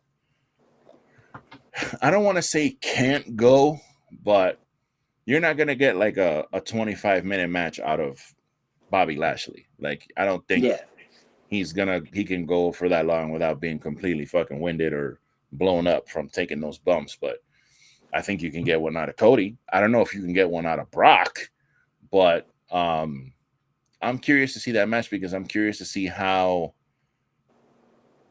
I want to see them wrestle. Like, I want to see them go in there and fucking fight and wrestle, and I'm like genuinely excited to see like how they do it, what kind of match they have. So I think I'm most excited about that match, really. And that's not taking away from Damian Priest and Bad Bunny because I love me some Damian Priest. Yeah. So I'm hoping he gets the dub, but I don't know. But honestly, I feel like the match that's gonna steal the show is the 6-man. That 6-man is probably gonna be crazy. It's probably gonna be crazy, bro. They're gonna do a bunch of spots, and it's gonna be nuts, and there's gonna be a lot of false finishes. So it's probably gonna be super exciting. So, but I'll stick with my my Lesnar Cody. Okay. Well, ladies and gentlemen, we're moving on. So if you thought maybe we went through that card kind of quick, 1, because we don't want to be here for hours, but 2, I bet you next week we talk about it. right? Yep. So you'd probably rather hear the recap than the prediction. Especially, I'm kind of excited for the show, but the build has not been that good overall, I'd like to say. Right. You could definitely say it has not been a good, well-built show. Granted, off the heels of Mania, whatever. But, so sticking with the draft, and then all these reports of AEW is going to be having a second show on Saturdays called Collision. Now, I think this was just destined to come. We've said this, I think, for a while now on the show. Everyone's saying it's speculation because of CM Punk. They can't all work together, so they're going to have two separate brands. Now, we'll see how the show goes, everything like that, but we figured, now AEW has said nothing about this yet. They haven't even announced the show yet. They haven't said if they're going to do a brand split. They might not, right? Yeah, we don't even know if this show's real. This is literally fantasy booking. So we're taking the mantra of they're going to do a split draft. That's just what we're guessing. That's what we want to do for fun. So no one take this serious. So one of us is going to be Dynamite. One's going to be Collision. We haven't really decided that. Luke can pick. That doesn't bother me. We have, except MJF and Punk are going to be off the board. So if you're on Dynamite, if you have the show with Dynamite, you get MJF. If you're on Collision, you get Punk. So do you have that quarter near you by any chance? No. What I thought we could do was have a good old-fashioned rock, paper, scissors fight to see who goes first. Okay. So it'll be rock, paper, scissors, shoot. So you go on the fourth one, basically. So you go rock, paper, scissors, shoot, and that'll be it. So best out of three. And this is what to determine who gets what show? Unless you want, because I don't care because like I said, if you're Dynamite, you get MJF. If you're Collision, you get Punk. So I really don't care. Okay, so we're shooting for first pick. Yeah, so I'll be Dynamite. You want to be Collision or vice versa? I don't care. That's fine. I could take Collision. That's cool. Okay. Yeah, I'll book because that to me is going to be the CM Punk show. Yeah. So you ready? All right. So we're going to shoot for first. All right. So we're going to go rock, paper. Oh, hold on. No cheating. Nope. All right. Here we go. 1, 2, 3. Rock, paper, scissors, shoot. What is that? What the hell is that? Is that paper? Yeah. What the hell? Okay. So I got one. All right. Rock, paper, scissors, shoot. Paper again. Paper beats rock. Okay, so it's 1-1. All right. And rock, paper, scissors, shoot. Double rock, it's a tie. Shit. Rock, paper, scissors, shoot. Scissors. All right. You got the first pick. So for those who don't know, scissor me daddy. All right. So for this, we're going to be doing 10 picks and a tag. Unlike how we did it last time, but a tag team is just the pick. So if you draft, say the Acclaim, that's just one pick. That's not two individual picks. That's just one and can I just say, I really appreciated that WWE did that. This whole breaking up, I fucking always hated that shit. Like, oh, we're drafting Big E. Or we're drafting Hawk from Legion of Doom. That's fucking dumb. Draft the tag team, bro. Draft the whole tag team. So I'm very glad that they went and they did that. I appreciate that shit. So since I have the number one pick, all right, I have the number one pick. Oh, yeah. Let's stretch it out. Let's get ready. Oh, number one pick, huh? So CM Punk is off the board, and MJF is off the board. All right, let's see here. Now, obviously,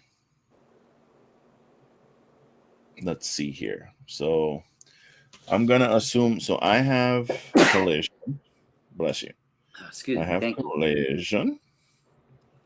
Collision show, which I'm going to go ahead and book my brand around CM Punk because that seems to be the rumor. So my first pick. Excuse me. Salud. Thank you. Damn, this is actually. So my first pick, I'm going to go with Kenny. Fuck. By God, Omega. How could you not take Kenny Omega first? That's what I wanted. Yep. It's a great pick. The cleaner, Kenny Omega. Okay. Kenny, by God, Omega. Goddamn right. Right, mama? So for me, you can drop me down for old John Moxley. Ooh. Oh, yeah. Oh, yeah.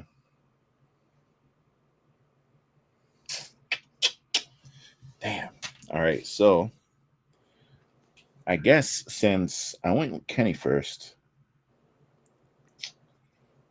I might as well grab the Young Bucks while I'm here and just go ahead and have the Elite all together Okay. on one show.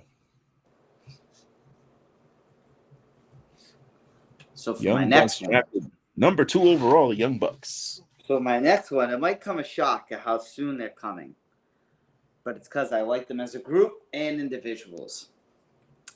I want me the House of Black. Damn it. I was going to ask about that because I was like, are we doing trios also as one pick? Damn.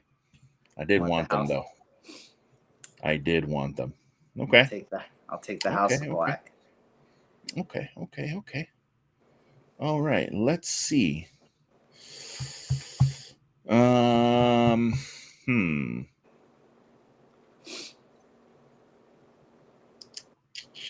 right. So, damn. Fuck. This is hard. There's a lot of fucking people on this roster, and I need to figure out who. You know what? I'm just gonna go ahead and take Adam Page and get that out the way. Okay, so you got the Elite show. Let me just get him out of here. I low-key miss fucking Hangman. I don't know why he's MIA. I don't know what's going on with him, but I miss seeing that dude on TV. Going early here with this one too, I think. But I think you'll like this pick for me. I want Jamie Hayter. Oh, damn. Yeah, hell yeah. Fuck yeah. That's a great pick. That was one of the things about the show that was like, there was a lot of people that I wanted to see that weren't there. Yeah. Like, I missed a lot of people, man. We didn't get any Jeff Hardy action. Obviously, no Miro, no Eddie Kingston, no Hayter. I didn't see Riho. I didn't see Abaddon anywhere. I didn't see Sheeta anywhere. No Serena Deeb. Like, all my favorites. Like, nobody was there. No Death Triangle, no Pac, no House of Black. It's like, fuck, man. Still had a good time, though. Yeah. All right. Number 4. So, number 4. Oof. Oh, here's a good one. Jade Cargill. Okay. Gotta go ahead and get Jade. And get my champion on my show. All right, I'm going to take just him. Bryan Danielson. You got 2/4 of the BCC. Oh, yeah. So since you grabbed a trio, I'm also going to grab a trio. Who we get? And I'm going to take Death Triangle. I respect that. Speaking of Pac, go ahead and grab the Lucha Brothers and Pac. Oh, yeah. There's a lot of fucking people on this roster, bro. You see this list? Yes, it's a lot. Like, they have a lot of people signed, bro. It's fucking insane. All right, next. Give me... no. God. No, because you did that. I'm going to take FTR. Oh. Damn. And they're supposed to be on my show. I'm getting all the anti-CM Punk people. Yeah. And now So Punk making sure he had no backup. Yeah, so it seems like I actually don't have the CM Punk show. So he's going to be on Dynamite. I got me some FTR. MJF going to be over here with these people. All right. So if we're doing that, I am going to grab Because, Oh, well, no, that doesn't actually matter. Let's go ahead and grab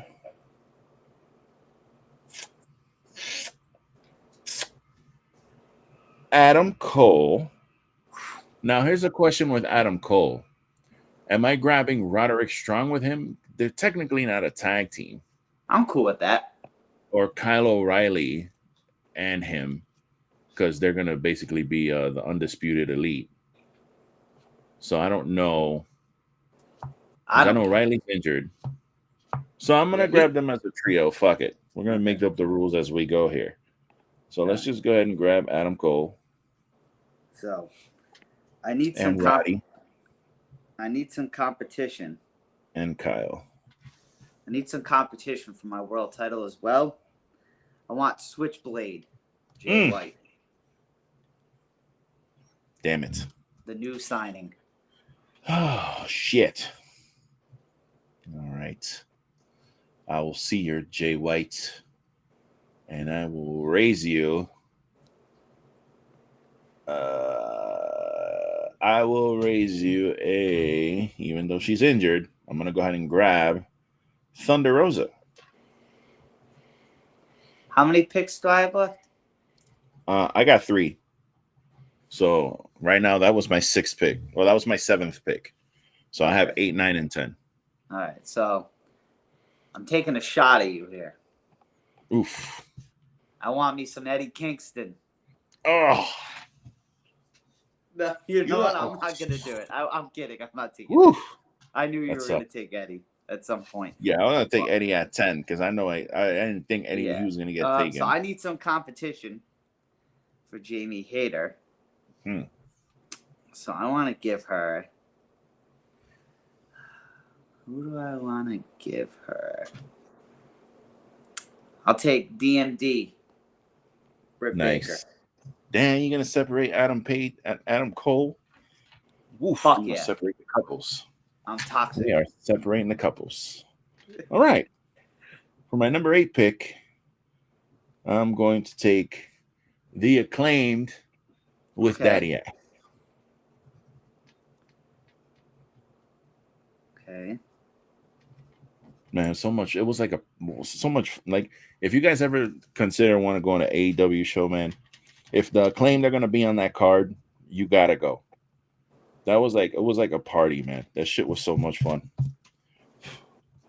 So this next pick, it's a big group, but I'm only gonna take 3 of them if that's fine. So I want to take the Jericho Appreciation Society, but not the whole thing. Take them all. Take the whole goddamn group. All right, I'll take the Jericho. Basically, that's kind of like fucking. It's not. I don't want to say cheating, but it's like you're getting Jericho, you're getting 2.0. And see, I was going to give up 2.0. I was just going to take Jericho, Hager, and Guevara. I mean, they're all in there. You might as well take the whole goddamn group. You might as well just put in JAS, because then you get Jericho, you get the 2.0, you get Hager, you get Anna JAS. Yeah, you get Ty Mello, and you get Sammy. I want just Chris Jericho then. Oh, okay. I was fine with you taking all of them because I didn't want any of them motherfuckers anyway. I need things on Wednesdays, so I need the demo god. Hell yeah. All right, let's see here. Now, while technically not a tag team, I kind of wanted to grab these two. I don't know if I should do that. I'm just going to go ahead and grab the one. So this dude's grown on me over the past month. Because I never really thought about him as anything other than like a daredevil. But lately, this dude has grown on me in a big way. I'm actually becoming a big fan of his. So I want to take Darby Allin. Okay. I was going to take Darby and Sting, but Sting seems to be a little quiet lately. So I'm just going to go ahead and grab Darby. And Sting will just pop up whenever he feels like it every once in a while, whenever Darby comes out. So I technically grabbed them anyway. I'm going to take Darby Allin lately has been killing it, bro. I'm gonna take Ricky Starks. Oh, Big Ricky. So this is my last pick. Both of ours. Now I'm gonna throw something out there for you. There's two people I know you love on this roster with only one pick. You got Eddie and Bandito. I know. So technically, isn't Eddie ROH? Eddie is an ROH talent. Yep. So I'm gonna go ahead and take the man, Bandito. What? You giving me an attitude? She wanted Eddie. She wanted Eddie. How did I not pick Eddie? That's what you're wondering, huh? Well, what you're wondering is that it's 5:00 and you haven't eaten yet. That's what she's wondering. So I'm torn between two. You relax. You relax. You know what? And it's because people might not like this. Maybe even include you. But I felt this dude was so hyped to get to the company, and they haven't done a goddamn thing with them. I'm taking Keith Lee. Oh, okay, cool. I'm wondering, like, why I didn't take Swerve. Because I really want to see between both of them. Because I really want to see Swerve and Kenny Omega go at it. That's one thing about Keith Lee. Like, I don't understand, like, when did he become, like, this giant wizard character? Like, he's a big, giant wizard. He looked like he came out in a tent. Hear me out on this. So he came in, and Tony instantly put him in a tag. Right? And I didn't mind him and Swerve. I thought they were a good tag. I liked them together. Right? Then since then, nothing. I don't even think they had a match, right? I don't know. They had a match, right? He hasn't been doing shit. He came out. He was out for a couple weeks. I think he had like a bicep issue. And then he came back. And didn't he have that? Was that thing with Hobbs after Swerve in Our Glory? When they had that match where they went through the table? So I don't know, because I know they faced Ricky and Hobbs when they were a team. I forget when that But stupid I guess ring. what I'm getting at is, we all know how great Keith Lee can be. Do we think, I'm trying to think how I want to word this so I don't sound like an idiot. Do we think he just might be a pain in the ass, like, or something like, what's the disconnect? No, I don't think so. Because I honestly he doesn't come across as that. I felt I think the problem with Keith Lee is his size, bro. Because he's talented. He can pretty much go. I'm a big fan of when Keith Lee can be Keith Lee. I'm all in. He can go in there with anybody, and I think the problem is he's not being booked. Tony doesn't know how to book a guy like that, and it's the same thing with Powerhouse Hobbs and Wardlow and these big guys who are he does struggle with big guys because Wardlow was white hot after that MJF. They just look like ass kickers. They all look like ass kickers. Like no one's gonna beat this guy. Who's gonna beat Keith Lee? Yeah, big boy. Like really. The dude is gigantic. He's super agile, and he's got a tremendous moveset. Everything that he does looks like it fucking hurts. Like his finisher looks like it hurts like a bitch, and you ain't getting up from that shit. So you're gonna put him in there with your champions. He should be winning. It's just nuts, man. Because AEW and WWE aside, after that great NXT run he had, and then remember that Rumble when him and Brock the only double champion in NXT history. But remember him and Brock were in that Rumble, and Brock's like, "Who's this big motherfucker?" And it's like, big boy. And I was just like right then and there, I was like, "Yo, this dude's gonna be somebody."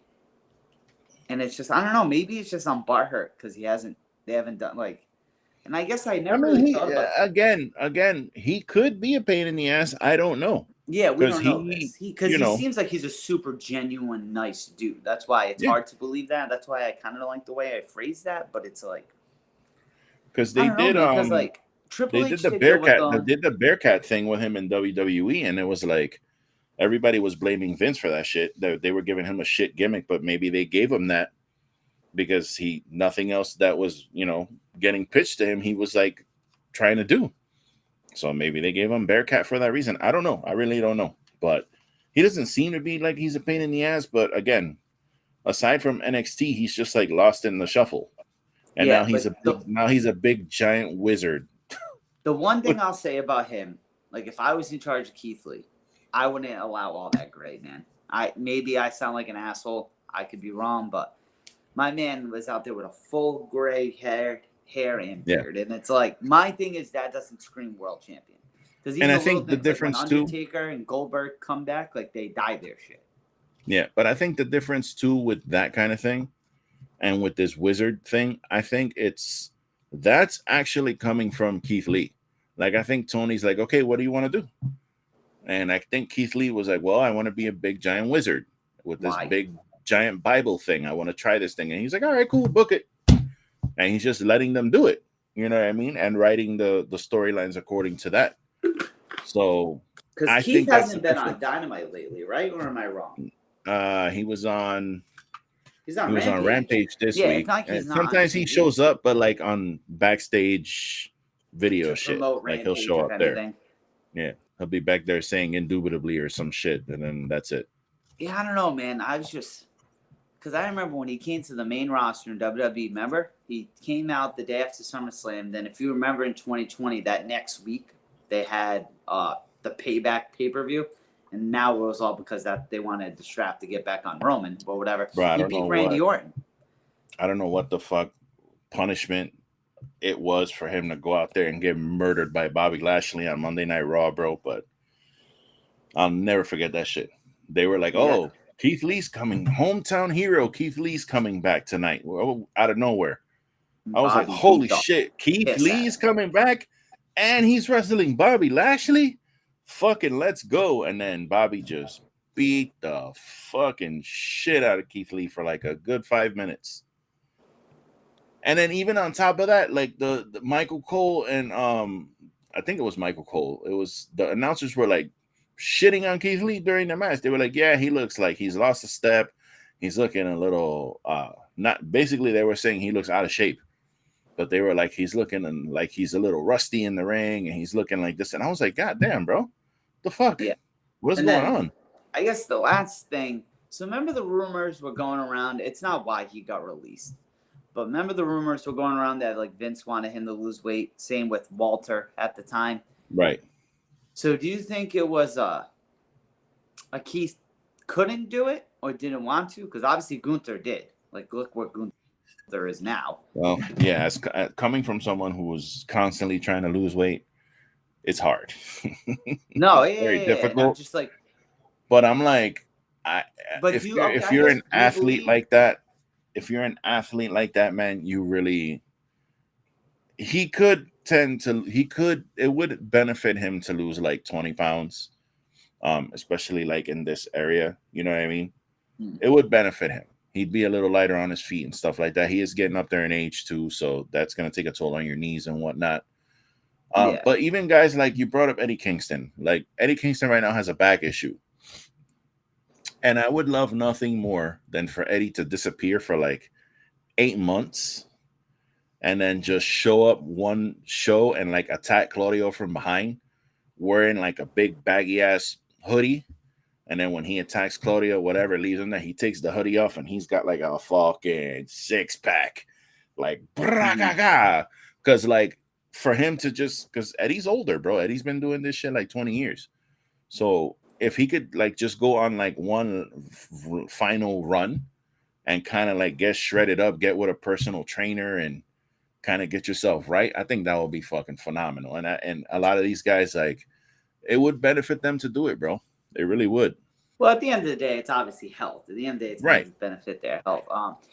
But yeah, because I remember people, because when Gunther and him are kind of night and day now. And it's like, people are like, well, Keith didn't want to lose weight, blah, blah, blah. I'm like, no, get the fuck out of here, man. I don't think he was like, no, I don't want to.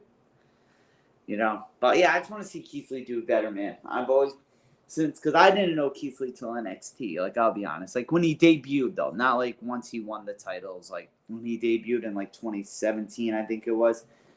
I was like, yo, like, this is a big fucking dude. Like, I fuck with this dude. Yeah. And then, yeah, and it's just like, damn, I just want to see old boy do good.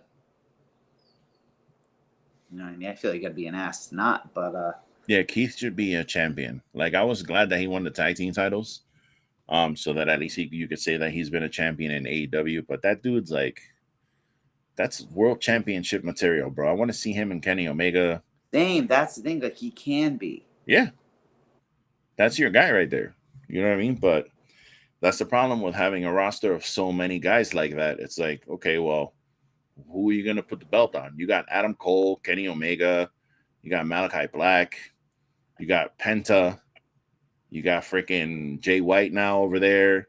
You got all these guys who are like, they've been world champions in other places, and now they're here, and it's like, it's not even like wait your turn type shit. It's just like there's too many people. Yeah. I feel you. It's crazy, bro. I don't know. And shout outs to the Monday Night Raw for getting Samantha Irvin, because we had to keep her. Yeah, we had to keep her. That couple. We had to keep her doing that Imperium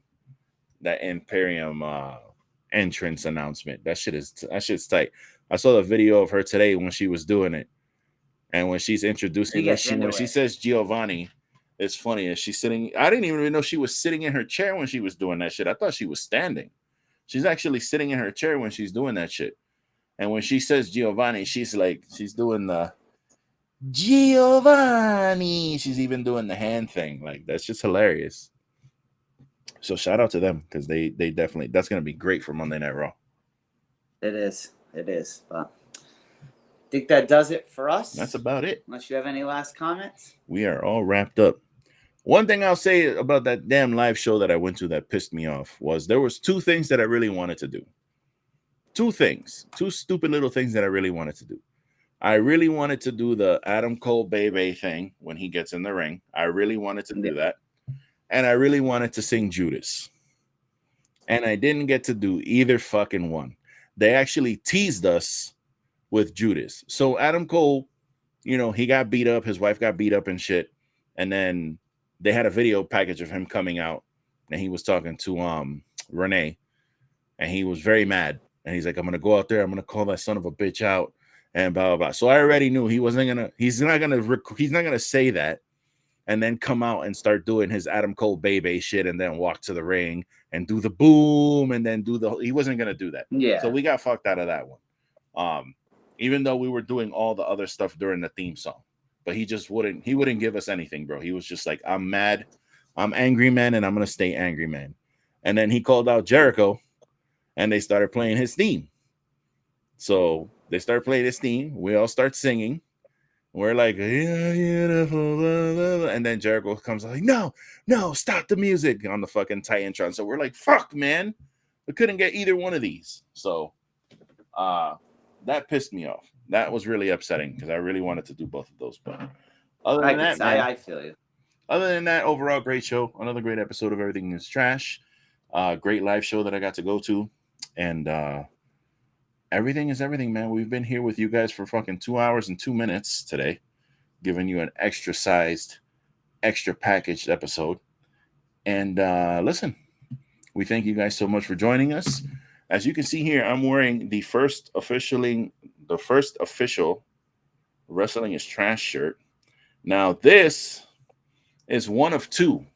There are only two of these shirts in existence. And I think these are going to be the only two that are ever in existence because this design got pulled off of TeePublic because I did a naughty thing by using this iconic logo. So these are the only two in existence, my friends. But don't worry. Fret not. There will be more designs coming to the stores for you to purchase if you want to do that. So until next time, my friends, keep it real, keep it classy, enjoy wrestling. This is Wrestling is Trash. I'm Lou. He's Nick. And we are out of here. Damn.